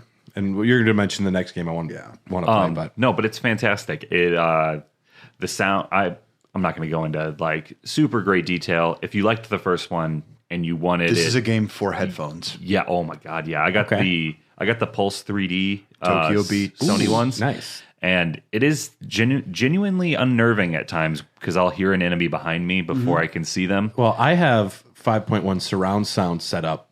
Yeah. So I don't know if I would need the headphones because, Yeah. I see what you're saying, though. It's a game for 3D audio. Yeah. Yeah. It is really Sound really design well made. is astounding. The first time I played a video game when I heard something coming up behind me, You're just like, oh. it's just like, wow, this is a major advantage that people that don't have 3D audio do not get. I thought about getting 3D audio. And like the merchant, one of the things that I really enjoyed, and it's just like a weird little like that's really what are fucking you cool. boying? he doesn't do. He's got new lines. He's got new lines, but Are you he'll purchasing something? he'll open his jacket, and all the shit he's selling is like in the jacket. Yeah. And it's just this little cool detail. Yeah. That Yeah. I'm just like, that's fucking awesome. I love that. Yeah. And I don't want to spoil it for How far in are you? I am on chapter 9, the castle. Oh, okay. Just got into. Well, I'm probably about. You're at the end of it. No, I'm getting close though. I can't remember how many chapters there are. I'm wondering if you're to the point where I wanted to throw the controller against the wall. Because it was difficult or upsetting? Impossibly upsetting. And I don't know what I was doing wrong. But when the drawbridge goes up. Oh. So I'm still like pretty early. It was on. you're saying it was the catapults haven't come yet. just past that. That part sucked ass. The catapult part was rough. I died like 5 times. Well, as I thought I had them all accounted for, and then I'm just like looting, and then all of a sudden I get blown up. And I'm like, where the fuck was that guy? And then Ashley is just following you. Oh my god, yeah. And then I do like that you can like send her back. You can be like, yo, hang back, I'm gonna go deal with these fools. Yeah. Or she's got to be tight if you're gonna run through. Yeah. They're like having that option. Her AI is not that bad considering, but There are some times though where like you're supposed to run through Yeah. and not deal with the enemies, and then she gets incapacitated, and you have to stop and rescue her. But Yeah. in that game, once you're surrounded by a couple enemies, it's Yeah. like game over, especially if you're playing on hard. Yeah. You're playing on hard? First geez. for your first playthrough? Yeah. I I always go normal. I'm always a normal guy my first playthrough. Second playthrough, I on might everything. try I it. want to see what they deemed as the regular version. Yeah, that's what I always do. and then if I like games that also let you change it. Yeah. You can change this one because I did change it right at the beginning because I didn't. There's a parry system. Yeah, Yeah. there is. Yeah. And I didn't know how to do it, and I kept dying. They don't give you the combat tutorial until after the combat. Like, you get a good ways in, and then they're like, "Hey, by the way, you should probably know what the fuck you're doing, eh?" That's a funny way to do a tutorial. And And it's actually a more pragmatic way because you've already like figured out what actually more buttons do, interesting, yeah. and then you realize what you're doing wrong rather than here's a word vomit of 30 things. When I started playing the newest Turtles game, and there's like 30 different moves at the beginning before you start, I'm like, I'm not going to remember that. Thank you, but no. It was weird getting the tutorial after the first big segment when you get to the first village there. yeah. But I kind of enjoyed that because Well, I just liked because I got there and I'm like, oh my God, I know where everything is. It's so good. but yeah, no, it's a really fun game. Definitely worth the money. I bought it on an impulse too. Yeah. And it was You just know what you're going to like. And Yeah. like everyone sings so many praises about it.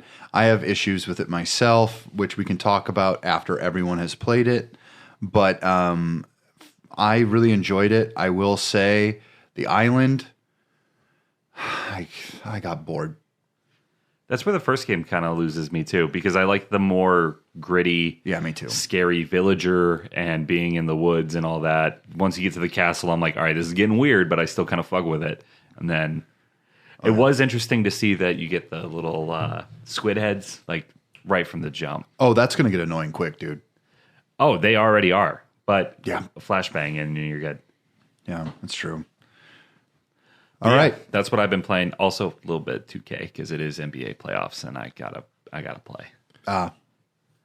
Hope you Bucks are resting well. Over to Dylan. You looked just so depressed, and I was got a tough distracted series. by it. Number one seed going out in the first round is pretty heartbreaking. I drank a lot. Okay. Although Giannis acquired a Nike sponsorship from his fucking post-game interview. Yeah. And because it was so classy and thoughtful. And then it was also recently revealed that Coach Bud's brother died within the past few days before the last game Wow. in a car accident, and no one knew about it. Yeah, which made And- me feel terrible because I said some very mean things about the man. Oh, don't worry about it. Well, I mean, when someone doesn't do well, you're immediately like, fire the coach. Yeah. Yeah. Well, Nick Nurse is available, and I still think we should hire him. Dylan, tell me about some little Star Wars game. I have put in less time than I wanted into a game called Jedi Survivor, whatever. I was like, I just added an S on my right. No, it's Survivor. It's Jedi Survivor. Okay, is that Jeff Probst in the game? Welcome to Kashyyyk, everybody. Who will get voted off? We have a Nemoidian. When you die, do you just come back because you have a resurrect idol? This Nemoidian, her brother has cancer. didn't- She wants to raise money so he doesn't die. I did not want to betray Britney, but I had to. Just because I'm hot teased does not mean I can't do these challenges. Immunity token or whatever they have. No, Jive Survivor sounds really good. oh man, I love this game. I played through Fallen Order before restarting this one. My first time with Fallen Order, I was not like thrilled by it. I believe Tom is actually the first of us to play it. And when I picked it up and I started playing it on my Xbox One, I was like, yeah, okay, it's lightsabers, it's Dark Souls, it's a bit of a Metroidvania action game with there's like Uncharted elements too. It's like a perfect combination of those three things. Uncharted Looks beautiful. it's stunning. Yep. I love the continuation of this story. They're going to some interesting places in Star Wars history, like the canon, which they're trying to push the High Republic. That's a huge thing now within like Lucasfilm. And I have really enjoyed my time with it. I think I have 9 hours right now on the game itself. I can give it a good score in the way that I think that it's going to improve because there is some screen tearing. The FPS drops are kind of annoying at times. It's supposed to be bad on the Xbox. They were supposed to drop a patch, though. I have not seen what other people have seen because the day one patch actually came out. Yeah, you actually just have to buy a whole new Xbox to put it on there, though. Yeah, exactly. Yeah. And I played it pre-patch because it said ready to start. You can start this game. And I played it without the What a full foreign concept. I know. Right? And I had some like issues, but I found it to be smooth and solid enough. The transitions between cutscenes and then going back to gameplay is really good. The world looks great. I don't think it's quite the graphical improvement that they were hoping it would be. I think it's up there. The ray tracing is gorgeous. Is this also PS4 and Xbox, whatever? No, it's not. It is only for the new systems. That's good. Respawn is an excellent company. I've liked every single game they've ever made. Okay. Even Apex Legends, even though I don't want to fucking play it. Because I love Titanfall, and I'm a bit of a stan for Titanfall 2. The amount of time I spent in that multiplayer, crazy. But everything works. The characters, the writing is clever. You really get the sense that they matured in the storyline, but not to a degree that it makes it feel like it's dark and gritty. It just feels like more Star Wars. Famously, I have said that Fallen Order is my favorite Star Wars thing ever in terms of how it's implemented. All the movies and shows? Yes. Interesting. I would put it up there. I found everyone in this story to be endearing. It brings almost like a freshness to Star Wars that they didn't have before. You can tell that everyone really in the development team really cares about. But you saw The Rise of Skywalker, right? Yeah, which I really loved when she chopped off that, Hi. Speeder's thing. I'm just taking someone else's last name for no reason. The only thing I could think of when they have jetpack troopers in this, and then they go, fly they now. fly now, and I'm like, and I'm facing them, and I'm pulling them in with the force, and they're resisting because of their jetpacks, and I'm just like, they've always flown. I do really They've like... literally always flown. Yeah, It's in fucking space. Like, it's space, dude. Jetpacks Boba have been Fett around. has a jetpack. I'm excited to play it. I do like that they casted the kid from Shameless. He's actually, his acting has gotten so good from the first one to this one. He has lost like that kind of like, there's an interesting charm to him in the first one where he's fresh and new. Now he's got like PTSD because he's been fighting the Empire for 5 years. In between games? Yes. No shit. And you start out with this botched kind of raid on Coruscant because you want to basically kidnap a senator. I'm fucking here for it. That sounds awesome. Yeah. And there are some amazing set pieces. Every bit of action, like you don't see cutscenes coming sometimes. Sometimes you, because you can tame animals with your force abilities and you can like glide on them, Breath of the Wild style. And Breath of the Wild style. And you can even catch updrafts and that can help you. And like I'll just be drifting along and then suddenly like this crazy dude, like this, I forget what the Haxian Brood, they're like a mobster organization within the Star Wars universe. One of their mercenaries just comes out of there, like tries to tackle you down, and then you're in this like insane fight for your life as they're like throwing out all these organic the way it like moves in. It's kind of extreme. It's extremely organic because to me it sounds almost like the system from Shadow of Mordor. The way those orcs come in, there'd be like a scenery like tucks away. Yeah, the Nemesis system. But it's all centered around Cal. They take a lot of stuff from God of War, like the newer ones. Okay. In the terms of how the story progresses. Sometimes you'll get surprised, sometimes you won't. There will be a moment where you see a giant open area and you say to yourself, yes. Boss battle. Oh, cool, now I'm fighting a Rancor. You just don't care. Yeah. It's fine. I did watch a little clip before the game came out of what the customization was going to look like. It's that so looks in-depth. so good. Like I've earned the full beard So now I just have Cal Kestis. It just looks like a redhead me with better hair. Sounds like if you and Tom had a baby. Are you rocking Yeah. dual lightsabers? Are you doing a Darth Maul thing? There are now 6 lightsaber stances. No shit. Yes, there is single bladed, your classic Jedi. Yep. You have the the double bladed. Then you have dual singles. Yep. Because you have a split saber essentially. That's Yeah. what your master had. Then you have blaster form, where you carry a blaster and a lightsaber at the same time. Like Cool. that. So uncivilized. Fucking phenomenal. And he wields the lightsaber. I've practiced like switchblade like maneuvers. He wields it like a switchblade. It's switchblade technique. Hell yeah. It's crazy, like, because you're kind of a ruffian and a rapscallion, and now they have the cross guard, like Kylo Ren's. Yeah. And I have not access to that yet. That would be dope, though. But you can only have 2 equipped at a time, so you are basically upgrading on this skill tree, and you're kind of focusing on what you think you would prefer. Obviously, dual wielding is very fast, and it's more focused on evasion more than anything.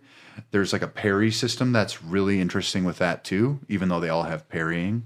The cross guard is supposed to be heavy, and it's supposed to like deal more damage, but you leave yourself more open to attacks, even though its defense is very good when you have it set. I hate the double bladed. I can't do it. I just think it's dumb. I liked it in the first one. It's fine. I barely used it. Yeah. I really love the game. The characters are excellent. It's great to see them all again. You feel like this weird sense of camaraderie. I will say, and this is my biggest complaint, I got it day one at 8 o'clock in the morning from Target. I could not play it until noon. How big was the file size? It is 150 gigabytes. Sweet That is mother of Joseph. obscene. That is obscene. There's That is no reason for obscene. that. No, there is. There It's is- because all of the game is downloadable. Well, no, But I mean, I bought the disc. it shouldn't be that big. It should not have to be that big. I'm not surprised. It's disappointing, but It I'm is not bigger surprised. than Red Dead 2. Yeah. That's only about $100. Yeah. And that has an excuse. It's got an online mode. So I'm sorry. So it's basically running 2 games at the same time. Have you? I heard Grogu's in the game. Really? No, I just made that up. That'd be cool. It could be. According to the time, you could run into like the Mandalorian, right? Because this is after Jedi and before Force Awakens. it's right? not. No, It takes place before Jedi. before A New Hope. No shit. Yeah. You could still run into Grogu, but You could run into Grogu, but he would literally be 1 year old, probably. well, no. Grogu was around in Revenge of the Sith. He was at the temple. He was a youngling. Oh, you're right. Yep. He would have been very young. So he You would could have run been, into he would have the. been like 7. You could run into Ahmed Best Jedi. You could run into Andor. You could run into Han Solo doing a kegger run. You actually run into more Star Wars history in this one than I think you do in Fallen Order. I mean, Because they gave them more carte blanche because they love their the first one was so good. They're like, we trust you to make bigger decisions now. Well, the first one didn't do that great, but I think this one has the added benefit that the first one got on Game Pass. That was the best thing they've ever done for that series because they know the downloads and how long people have played it. I will try any Star Wars game that I can play for free on Game Pass. I will Exactly. try any one of them. And then if it, Well, once you're done with Fallen Order, Yeah. Because so first of all, you know how in games, especially like these types of games, where they find an excuse for you to lose your powers from the first one. Oh, yeah.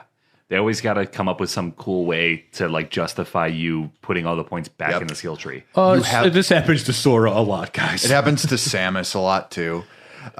In this one, it's all there.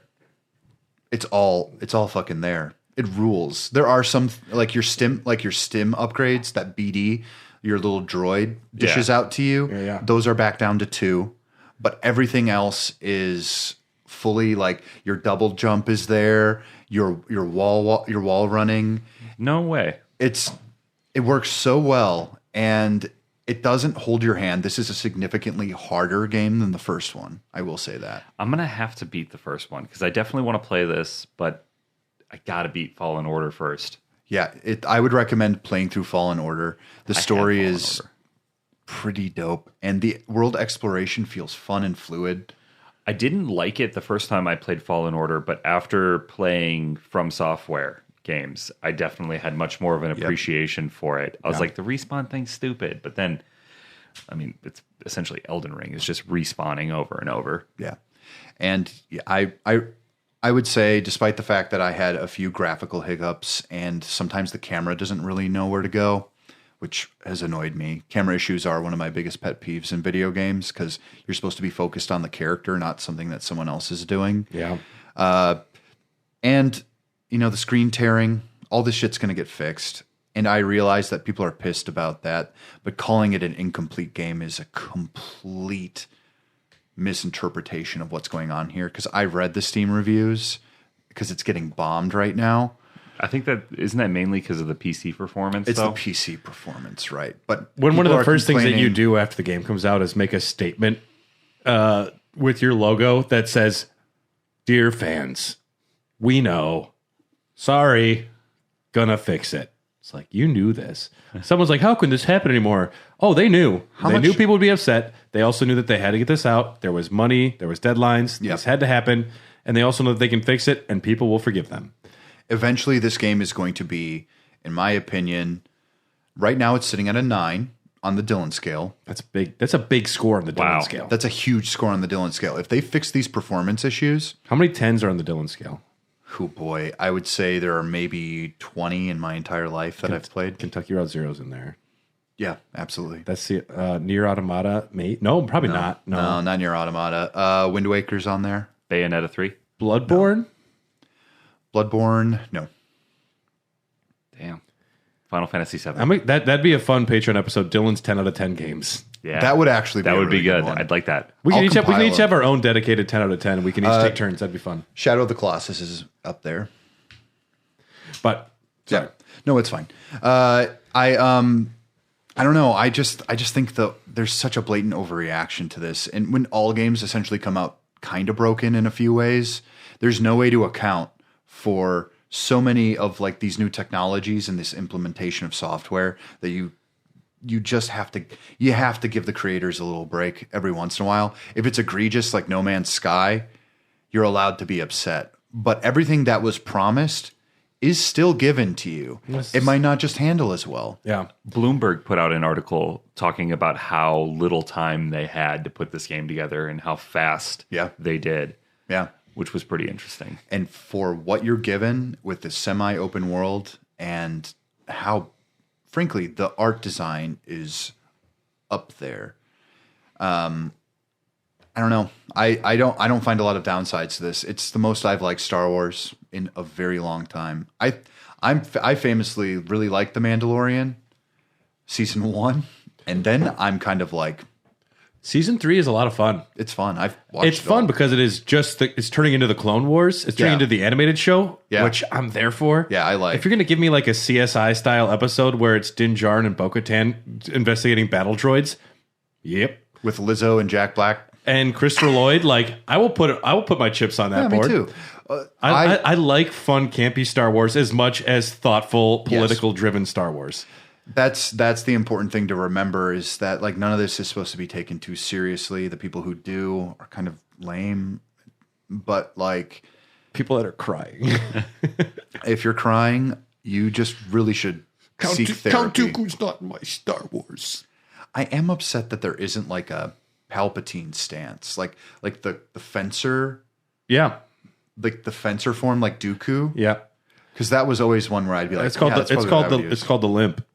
Like the flaccid stance. Yeah, Yeah. yeah. I would recommend The getting old stance. I would recommend if you're listening to this and you are on the fence, I would say probably the console versions are the most optimized at this moment in time. Don't feel bad about getting it. I assume in 2 weeks there's going to be a massive patch. So I'll be done with it by then, but And that's what we've been playing. We're going to take another quick break. Not to hear from anything other than Brad needs a beer. So we're going to take a quick break and be right back. and he's got a fart.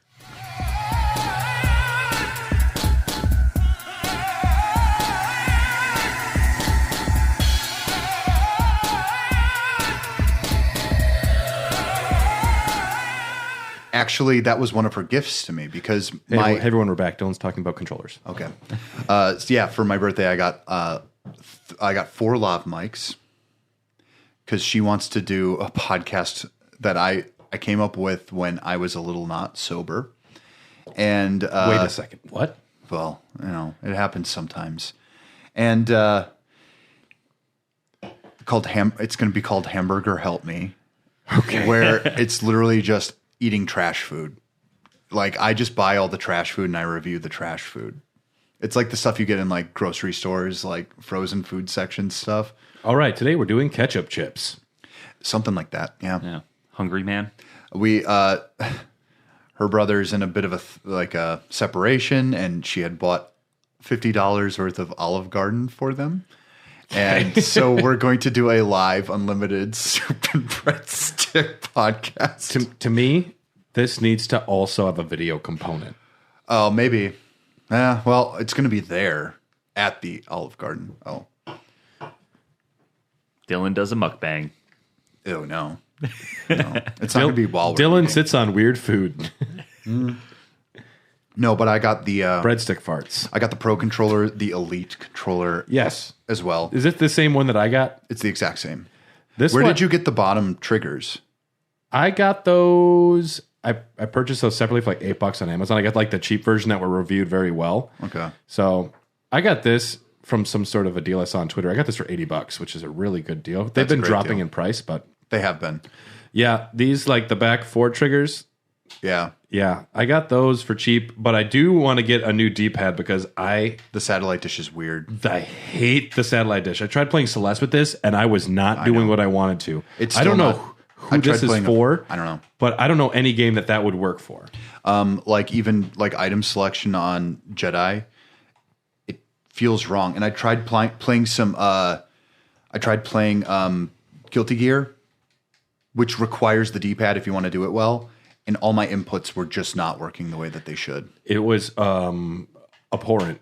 It's pretty abhorrent. I played Elden Ring with this controller, and having some of the shoulder buttons. Or no, like what did I map? I mapped run to down here, so I never have to take my. You can map on the console like that? There is so much you can do on the back end. For real. Yeah, like Do you just have to go into the options for that, or it's somewhere in the menu. Really? It's like I don't know if it's an app you have to download, but no, there is a lot of customizability with this. Which I like is that. Great. Yep. I think it's a wonderful controller. Rechargeability. Change the game. I cannot believe that with this new gen, they didn't just release controllers that would have had that anyway. Because they're really no different from the Xbox One ones now. But I really appreciate this controller. I think it handles well. It's sleek. It's heavier. It doesn't feel like a Fisher-Price toy, which is important to me. I would like to get the PS5 Pro. the fucking whatever. Yeah, Here's a I'm just $150 controller. Yeah.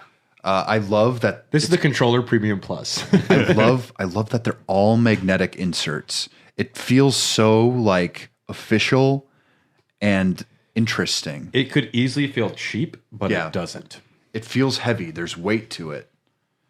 Like I expected those things to fall off all the time. They hold. I mean, have you ever held one? Yeah, just did for the first time. Oh, okay. It just feels right. It feels right. I do like it. I'll never go back. Tyler, what is our topic today? Our topic today is rose tinted games. Rose tinted games. And I left it kind of open because you can kind of interpret that however you want. Essentially, what I wanted to do is talk, just do a little discussion on some of the games from the past that maybe you went back to and doesn't hold up as well, or games that you went back and played and really enjoyed, but doesn't seem they got the love that they deserved. Games that were better than they were given credit for, Yeah. either critically or commercially. Yeah. And the reason, the way I came up with this is I ran across Days Gone on a PlayStation post on Reddit. And that game was super hyped when we saw the reveal trailer, and I didn't play it until way after all the bugs were fixed, and it was a complete finished game. Like, we're talking years after release. Right. Love that game. Really. I was hooked immediately. It's a long game. The story goes for a long time. The characters are likable. Duncan as a protagonist is just a badass biker. Riding your bike around felt good. The zombie hordes are fun. It's a really fun game that actually had a really good story, some really deep character moments, but it never got a sequel. And then I was thinking, like, what could have been? Like, if that company had the time, especially if you get the secret ending, which isn't that much of a secret, it leaves you on a cliffhanger. So that's a bummer. If there had been more sales, more interest. And it generated a lot of positive feedback once people got their hands on it, like down the line. Physical sales after the fact were good.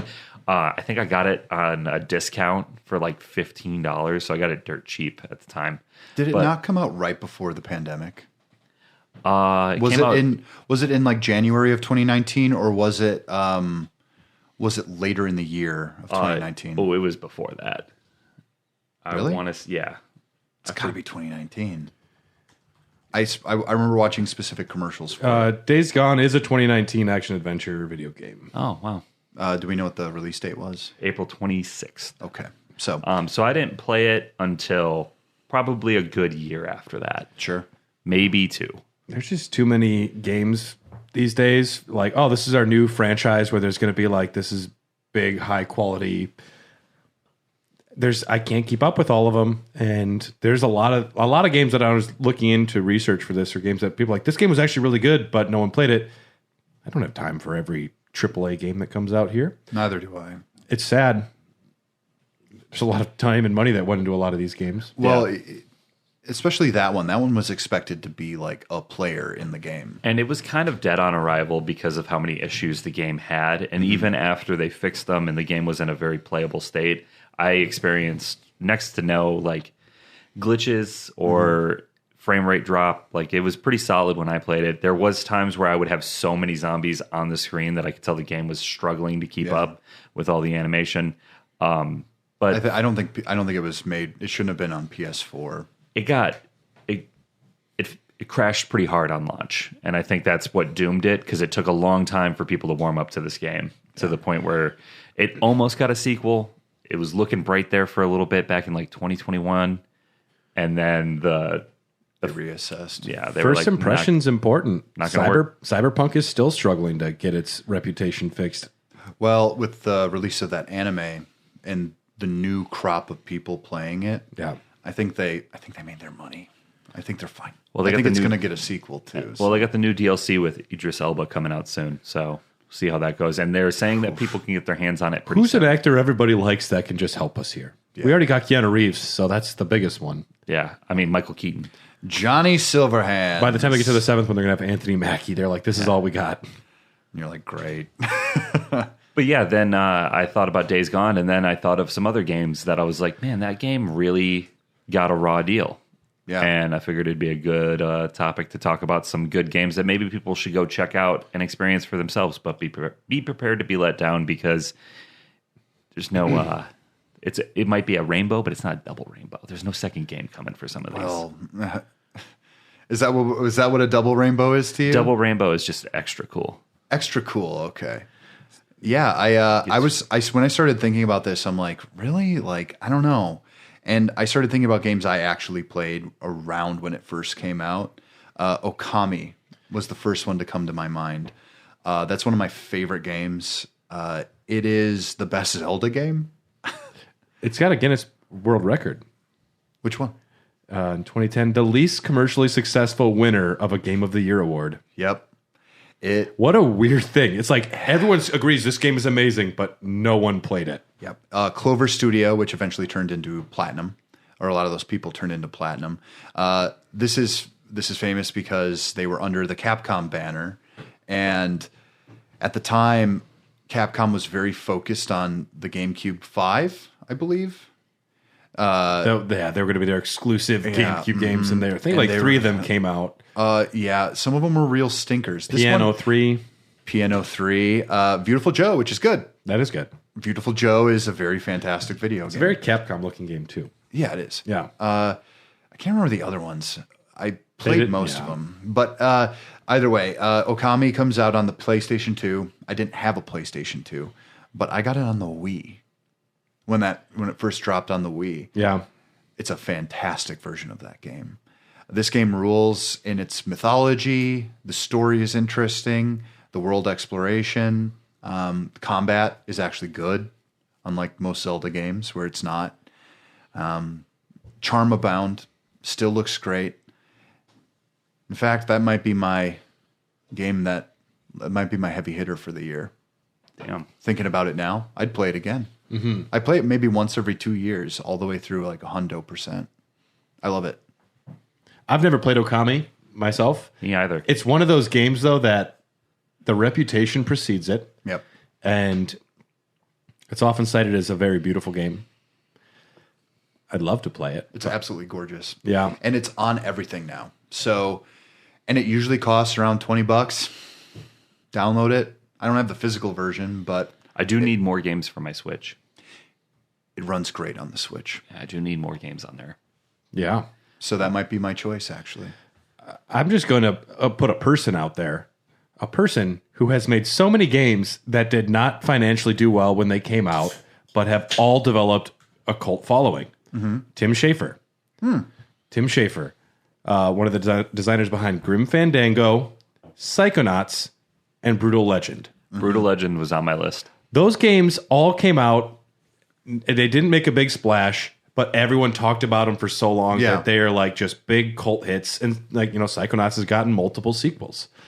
And if you can call the Rhombus of Ruin. Well, Psychonauts 2 has come. Oh, you can. I mean, it is in the universe. It's being a generous. It does take place in between 1 and 2, but it's just interesting because I haven't played longer than a little bit any of those games, but I'm aware of them, and I've watched some of Brutal Legend. I know it's a game I probably would love. I love Jack Black, and I love the way it leans into that. But just watching documentaries about Tim Schafer, he seems like such a fun, interesting creator who gets it, and it's just interesting to me, somebody that has so consistently made games that people love that are not entering like when they come out, the cultural zeitgeist.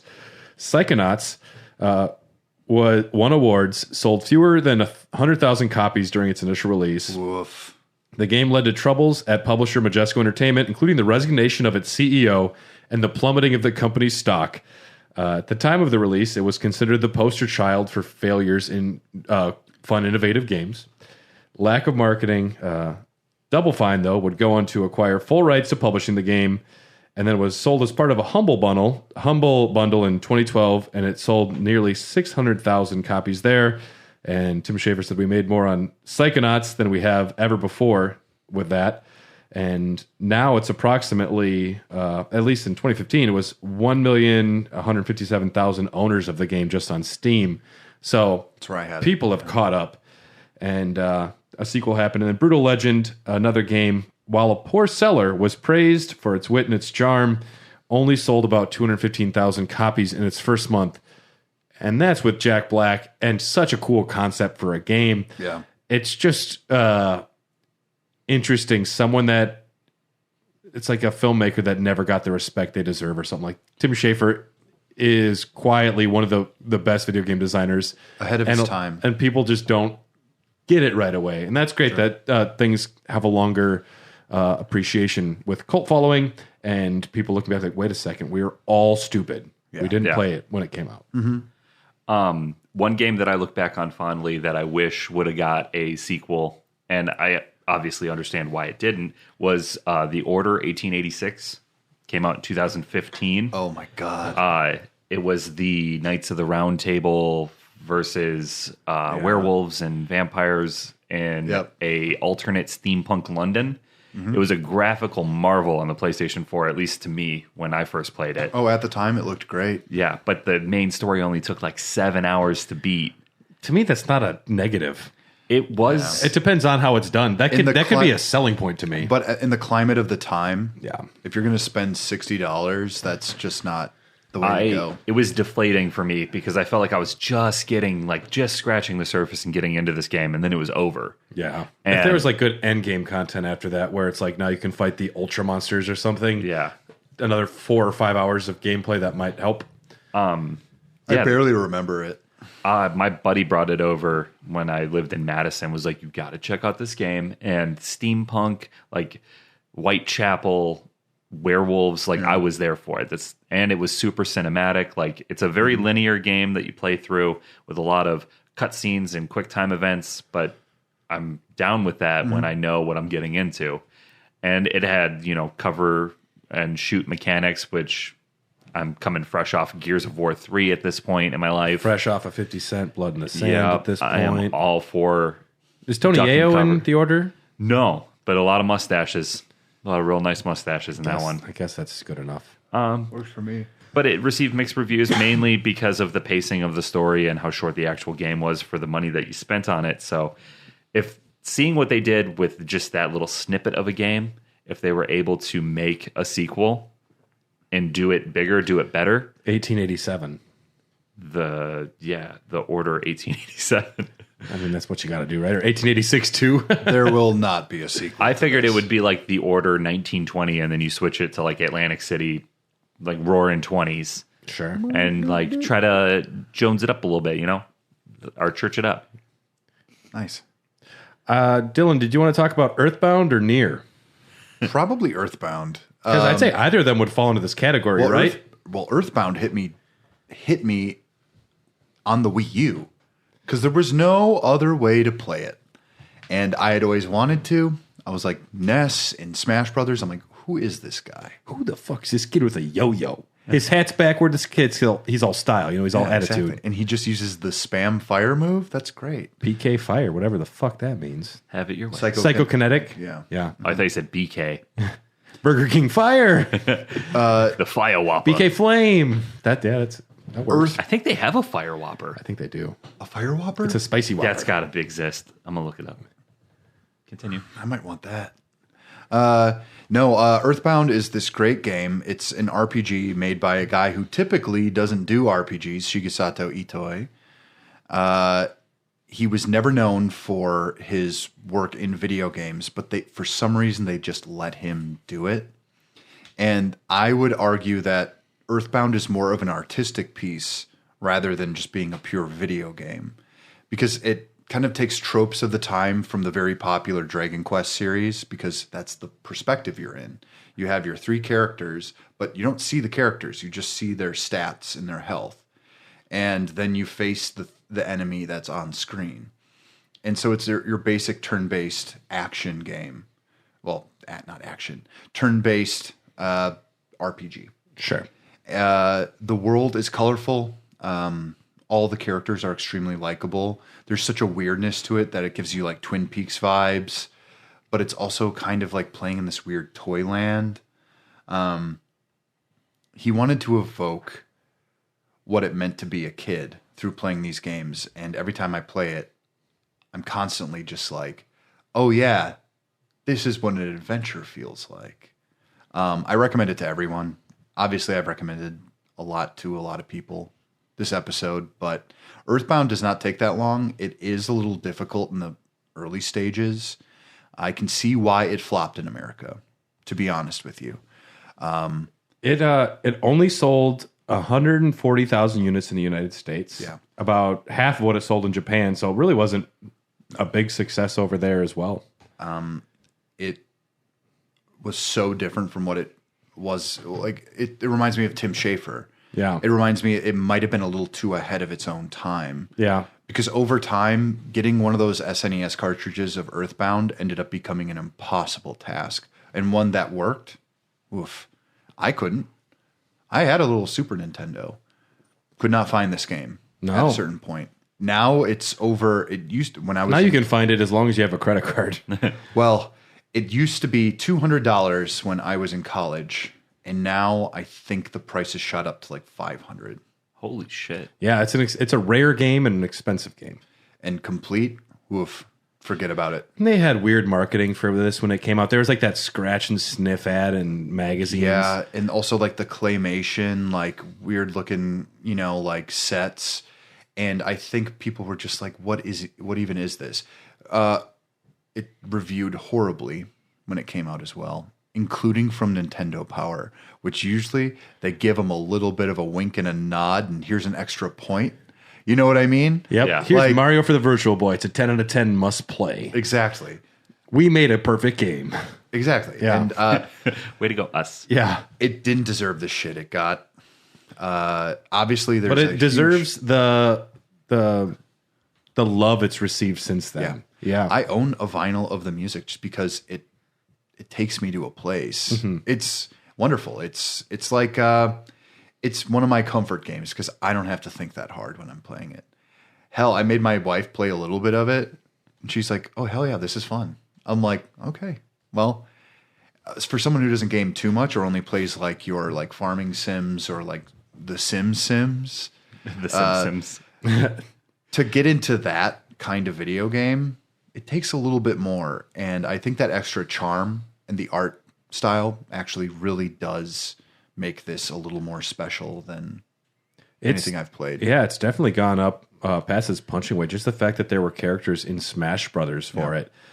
Before, more obvious, bigger names, they're like, no, this Ness needs to be here. He belongs here. I heard Sakurai wanted Ness in there. Yeah. Because he liked Earthbound. Because he has good taste. Or Mother 2 if you're in Japan. Joe Burrow is an S guy. I'm sure he's played it. Quarterback for the Bengals. Yep. If I didn't like Joe Burrow enough, that made it happen more. I don't know if I do like him enough, but They call him Joe Cool. Like the camel? Or the Was that the Snoopy? No, that's Joe Camel. Yeah, I was gonna say. I would just call out broadly almost every PS1 RPG, but specifically I'm going to call it the Suikoden series. That first one was not a seller. The first one was not a seller. Surprised it got a sequel. There were just so many RPGs for the PS1 that a lot of them got lost in the shuffle. The Suikoden series somehow, while not making a ton of money or being very successful, did manage to make 5 main series games and 3 spinoffs, plus some other ones. I think they were maybe bigger over in Japan, but They are bigger, and also Japan prices their games differently too. yeah. If it's a niche game, they will charge more for it because they're like, well, we're not expecting this to sell a lot. Yeah. So they could make their money back. There were a lot of games at that time, though, that if you're not, your Final Fantasy 7s or like your big franchises, that it's hard to break in. And, Legend of Mana was a game I played in the PS1 that I thought was great. Legend of Legaia was a game I played that probably wasn't great. And Valkyrie Profile. Legend of Dragoon. What's up, Legend of Brian? Dragoon. But yeah, I downloaded Dragoon with Spartacus. Suikoden series, though, one of my favorite series of all time. And while it never performed well, it's so beloved that Ayuden Chronicle was one of the most successful Kickstarter campaigns ever made. Yep. And it was because retroactively, people looked back and they realized there was something unique and special happening here with the writing and the character design. The gameplay is solid. It's good. But I don't think it's the core combat is special enough to earn its reputation. It's the mini games, it's the world design, the characters, and the writing. It's got a mature writing that sticks away from most of the bad RPG tropes. Everyone is written like a fleshed out character with not many lines, and it's just treats gamers with a level of integrity that I don't think a lot of games do. They don't hold your hand with a lot of bullshit, which I do like. 2 is the standout. Of course. 2 is universally beloved, and for good reason. I played it on the Vita, actually, for the first time. Yeah. And it looked phenomenal. I could not put it down. I thought, like, the way the characters moved across the map, I just liked... I said, wait, this is a PS1 game? That was the first thing I said, because they looked amazing. Yeah. For some reason, those pixel characters... Yeah. There were so many more pixels crammed into there. And so everything looked a little more like anime, which was very cool. There's a poster right behind Brad Yeah. of Suikoden 2, and they kind of just look like that. There's really not a lot of... They do look a little chunkier and different, but they don't look like Cloud from Final Fantasy VII. I'll tell you that much. The animation that they... Like, a character, they're still crammed these little, pixel boxes. But the amount of different animations to describe emotions that they're going through, each character receives so much love, and Yeah, it's just it's a clever game. What's the name of the villain? Luca Blight and Luca Blight. Suikoden too. Yeah. Or Leon Silverberg. That bastard. Sanchez is the sleeper in the first game. You think he's a good guy. He's with you all the time, but Sanchez betrays you. Sanchez. Yep. Some white dude named Sanchez. After I thought about this for an extended period of time, I thought of a bunch of games. Like Obscure is a obscure PlayStation 2 game I played when I was What's that a one kid. about? I don't even know that one. Obscure. I haven't played it since the one and only time I've played it, so I looked it up so I could get reacquainted with it. The plot, the stinger for it is strange things are happening at Leafmore High. Three teenagers set out God. to Leafmore search High? for their missing friend. My alma mater? Will Byer? Finding themselves locked inside a school overnight, they have to get to the bottom of strange occurrences. And it's like monsters, aliens sort of thing. I don't think they're aliens. It's like you could switch between the characters and it was like a survival horror game almost. It had 2-player co-op and light hurt the enemies. And you could there was early crafting mechanics with it where you could tape a flashlight to a gun. And I was like, that's really fucking cool. Plus it kind of scratched that itch of I wasn't in high school, so I was watching young adult TV at the time. Yeah. And it was right down my alley. Dawson's Creek. Yup. I just saw the clip of she's like, I smoked pot. And then the music kicks in, it's super heavy, and then that one dude's just staring at her. I forget his name, the dad. Dawson. But yeah, this game was really cool, and I beat it in one night with my buddy. We did co-op, rented it from Family Video, stayed up all night chugging Mountain Dew, And kissing. no. It was a good night. But I was there. when I was looking it up, I found out it actually got a sequel. So that's pretty cool. I didn't even know that, so I might have to go back and try that. But the game that I really wanted to talk about that deserved a remake, and I'm mad about it, or not a remake, a sequel, Bully. Okay. Bully. Rockstar's Bully. Bully was good. I've got it on my iPad. It's a problematic game. You got a lot of controversy, especially back in the day. Back in the day, especially now. If they came up with that game now, Yeah. I don't know. Actually, I don't know if it'd be. I think it's also tongue in cheek that Yeah. you can't really take it seriously. Yeah. I think it's within its art form. I think it's fine. If they made a Bully 2 now, that would be. I mean, Rockstar's got good franchises. That would be cool. Well, they were.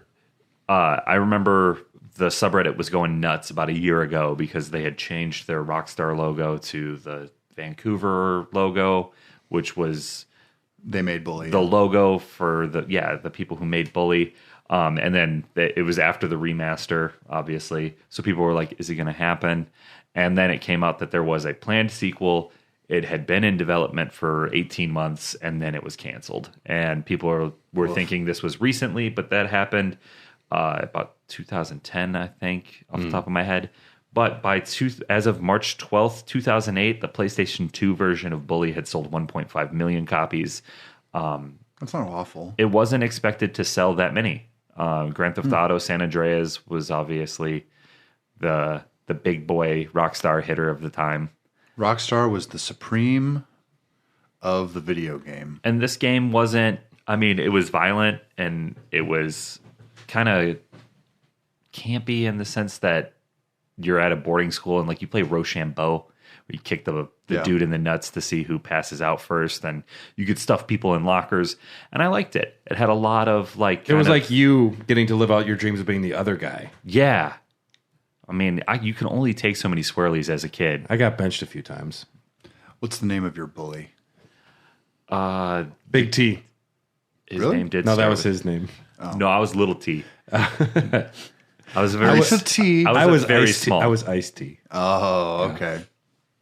No, but Bully it was always confusing to me why Bully never got another sequel, because it is probably one of the better games I played on the PlayStation 2. One of my favorites, because I played the shit out of it. Parents that I knew would not let their kids play it. Yeah, and I had friends whose parents wouldn't let them play it, but they let them play I almost said the hot coffee mod, San Andreas. Because it has the word bully in it. You're not It playing might bully. encourage something bad at school. I downloaded you the hot coffee mod, though. You can play this. But it was I mean, if you look at like Hogwarts Legacy, there's class aspects to that game where you are in school and you do have to go to classes, but they kind of gloss over those areas of the game. It's like a little cutscene that shows you making things levitate and shit. In Bully, you actually went to the class. It was a little mini game, and it would further the story. It would make your character better. Like if you went to shop class, you could get better bikes, and then you could explore the town with a better vehicle. There was like a weird dating mechanic that was fun and weird. You could take girls out on dates, Finally. and it was part of the story. Dreamt of this. I've dreamt of this for a long time. This is Dragon Ball Z. Do you like it? I love it. Me too. That's Krillin. He's not that powerful, but he's cool. He's got spirit. And he's got like a disc attack. I don't know why he's got the bumps on his face. Yo, Krillin, how many times you died now? True. My last one is going to be Gun. I was gonna say Gun. That's such a good game. I bought it on the GameCube, and I fell in love with it immediately. It is semi-open world. It is kinda, but it's a small-ass map. You can get through that game in probably 10 hours easy and flat. Oh yeah. It was an interesting story about revenge. It's Red Dead before Red Dead. It is... Rockstar must have been paying attention to this game. Yeah. I don't think it sold all that well, but I don't remember anyone else I knew talking about it. It was one of the first games that I got from Family Video multiple times so I could beat. Yeah. Because I wasn't very good at games as a child, so I would get distracted. I still don't think I'm that good. But yeah, no, that game was amazing. Yeah. I remember it being like super adult though. yeah, it's cinematic as hell too. Like the steamboat at the beginning, I think doesn't a dude get hit in like the back of the head with a hatchet, and then all of a sudden Indians are attacking? Yeah. And it's like, this is gnarly. Yeah, man. Chris I remember Christopherson's in it or something. one line that keeps popping up in my head that I cannot forget is that you shoot someone, but you didn't shoot to kill them. And he's laying there on the ground, and he just goes, "Oh, don't let me die with my boots on." And I've said that many times, and like it's a reference to Nothing for No One. Yeah. I do love Gun. I spent, because at that age I was 15. You only have so many games to play, and nobody's going to buy them for you. So And there wasn't very many, if any at all, Western games around then. no, and I was really getting into Westerns at the time too. Did it come out before the first Red Dead game? Red Dead Revolver. Yeah. With Red, what is his name? Red Fox. No, it is Red something. It is Red something. No, I think it came out after, but I think they must have been in development around the same time. Yeah. I think Red Dead Revolver came out in 2004. I could be mistaken. I could actually just look this up. I don't understand. In my opinion, Gun was the superior game out of the two. Yeah, I agree. Red Dead Revolver. Did you ever play Gun? I remember reading about Gun. It got a few. I think it was Game Informer had like 2004. I can't believe I pulled that. yeah. So it was a year earlier. Gun was featured as an up and coming big game. I never played it though back in the day. Yeah, if I remember correctly, it had like a hunting and crafting mechanic to it. Sure did. Had a semi-open world with the town you could go into where you didn't have to go do the quest right away. Had an excellent villain that's actually voiced by the Doctor from Deadwood. I forget that actor's name. Yeah. He's also in Rob Zombie's Halloween films as the deputy. The dorky guy. The He dorky is looker. such a good actor. Yeah. And when it comes to his voice performances, because he's done a couple games now, he is always a delight. That dude's He's a got good character range. actor. Yeah, man. I wish I closed my laptop. I It's don't fine. have enough energy to open it and look him up. Sorry. It's already closed. Yeah, it's But already yeah, done. that game, I played the living hell out of it. I can't, because of depression meds, I don't remember a lot. But yeah, I played the hell out of that game.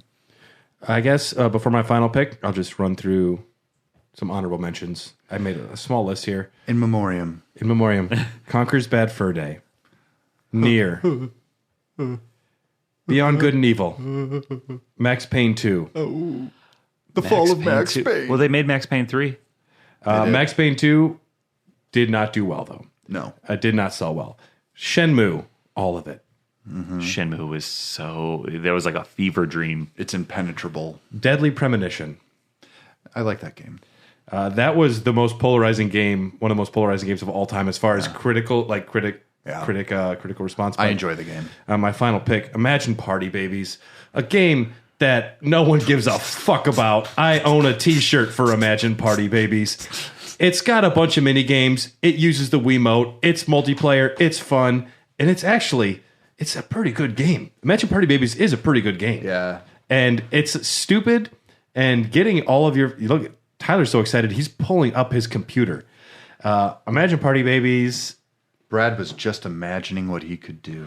It's fun. Just imagine what you could do with these babies. The dumber it looks, for some reason, the better it is. Yeah, I know. And it's just, how hard can you jerk your Wii controller off? And I'll play that game. Yeah, man. My baby is going to win. And that's... I don't have much else to say other than if you have a chance to play it for the Nintendo Wii, go grab Party Babies. Skip the rest of the Imagine franchise. There's a lot of them. Imagine Party Doctor, Imagine Fashion Designer, all of those. There's a spiritual successor to that I see with games on sale constantly. It's called My Universe. Yeah, I think I might have it. Do you have a My Universe game? Kip gave me something about a My Universe, My Baby for the PS4. It's under Donkey Kong Country there. And I also have Imagine Fashion Party as well. Clever, just Helvetica fun. My Universe, My Baby. They did not care. We haven't tried it yet. We're saving it for our first child. I see. Yeah, we don't want to spoil the experience of having a baby. So, well, I hear it's rough. And that's my final pick as the best fucking game that no one's ever played. Rules. A rose tinted game for sure. Yeah, absolutely. I've never played it. So it makes it... That's problematic. I have a copy. Do you have the outro stuff, Tyler? I do. I'm going to let you go full reign on this one. Let's fucking do it. All right. So on the next Popcorn Dogs, we're going to review Barbarian, film by Zach Kreger, that I saw in theaters. And that was the movie that I took the girl on the date with. And then she had to leave because she was so scared. And this episode has been available for a while for all of our Patreon members. Yes. But it's going to come to the main feed finally for all you plebeians. Yes. So it'll be free soon. Raw Dogs, we're going to go tackle Street Fighter. And hell yeah. I'm pretty excited about that. I was always more of a Tekken guy. So this is going to be... Weirdo.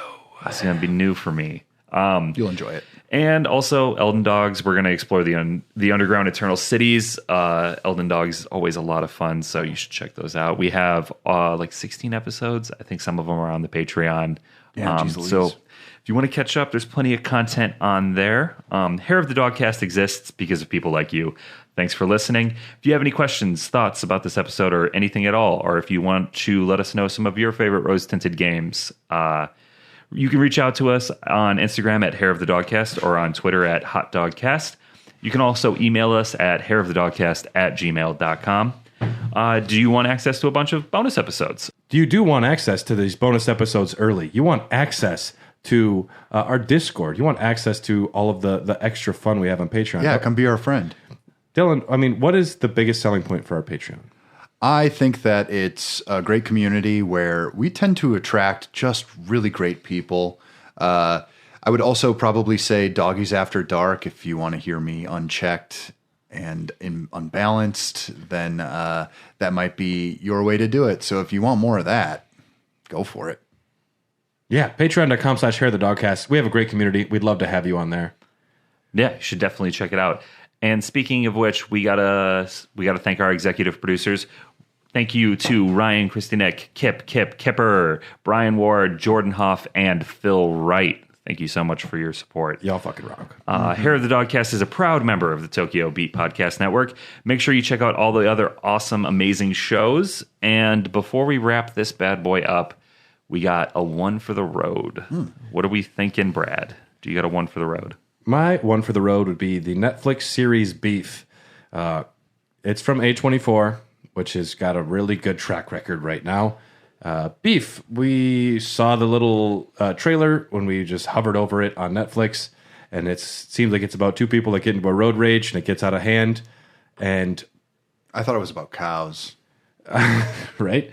But it gets worse and worse and worse to the point where it's hard to watch. And the last episode goes off the deep end into the most like introspective, philosophical, thoughtful last episode where it's not what you expect. Oh. You like the climax happens the episode before, and the last one is the weirdest coda epilogue ending to a series I've ever seen, and it's beautiful. And it really, you have to go through the first 7 episodes to get to the part where these characters are ready to have this thing happen to them. I won't spoil it, but that last episode of Beef is special cinema. Oh, wow. Wow. I will recommend the manga Blue Period. It is the story about a high schooler who's very popular and is kind of sociopathic. And one day he comes across a piece of art that another student makes, and he learns that he loves art just from that one painting. And then his entire life becomes about learning how to make art. And he learns painting, he learns a lot of other things, and it's a story about him trying to get into a prestigious art school.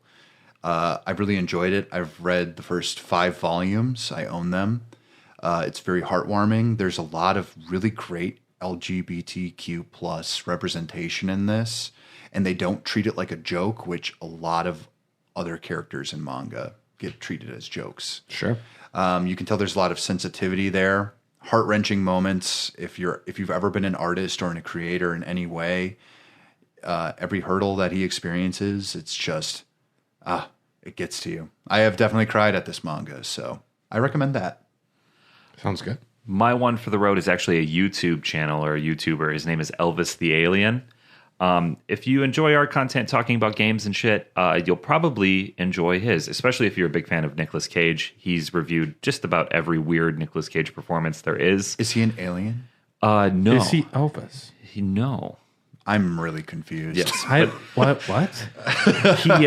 He does a review channel where he'll talk about games. He's a big Bloodborne fan. He actually just put out a 2-hour video of beating all the bosses without dying, including the DLC. He covers video games, movies, music. He's got a clothing line, but he's got a lot of good content on there. And I find myself when I'm bored, even rewatching some of his older videos that I've already seen because they're just funny. Cool. Does a lot of reviews of bad horror movies or just interesting shit that people will send him. So Is he pretty popular? yeah, he's growing.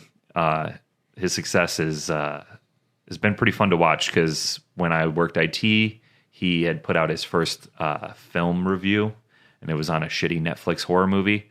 And I was like, wow, this is actually really good. He's moving from video games to more cinema. I hope he keeps making this content. And that was years ago, and now he's got I don't know if he's cracked 1 million yet, but he's on his way up. You watched Jakey talk about Resident Evil 4? Yes, and then I bought it. Okay. Hence the impulse buy. Yeah. And that was on That's a coercion buy. on his channel, Jaquan the Jequel, Yeah. it makes me laugh every time. I did want to shout out also as well. This is the Great Hair the Dogcast Character Battle Month. We are on day 3 when this comes out. Go to our Instagram. We're going to be having 256 characters you can vote on all month long. Who is your favorite video game character? This is the 4th time. Get heated. This is the 4th time we've done it. Previous winners include Luigi, Samus, and Link. Mario has made it to the finals every year. Hopefully he doesn't this year. Well, with the movie, who knows? Yeah, but got some new characters, and definitely check out the Instagram. It's a lot of fun, and it's good to have opinions, right? And you can say, fuck Earthworm Jim. I prefer Scribe Shanky from Brave Fencer Musashi. Yeah. And we're going to continue into Doggies After Dark for our executive producers, where we're going to have a little bit of a video game draft, because I need to lock down what games these two guys want me to play this year. Indie Games Month, as well as just a discussion of other things that might be happening with the Dogcast. So that'll be for executive producers. Yeah. All right. Awesome. Bye. We love you. All of you. If you've written reviews and liked and subscribed, if you haven't, and you've listened this far, it would not take you long and mean a lot to us. And if you're ever angry with me, swallow it. Let it become ambition for you. I want no part Use of it to make you better.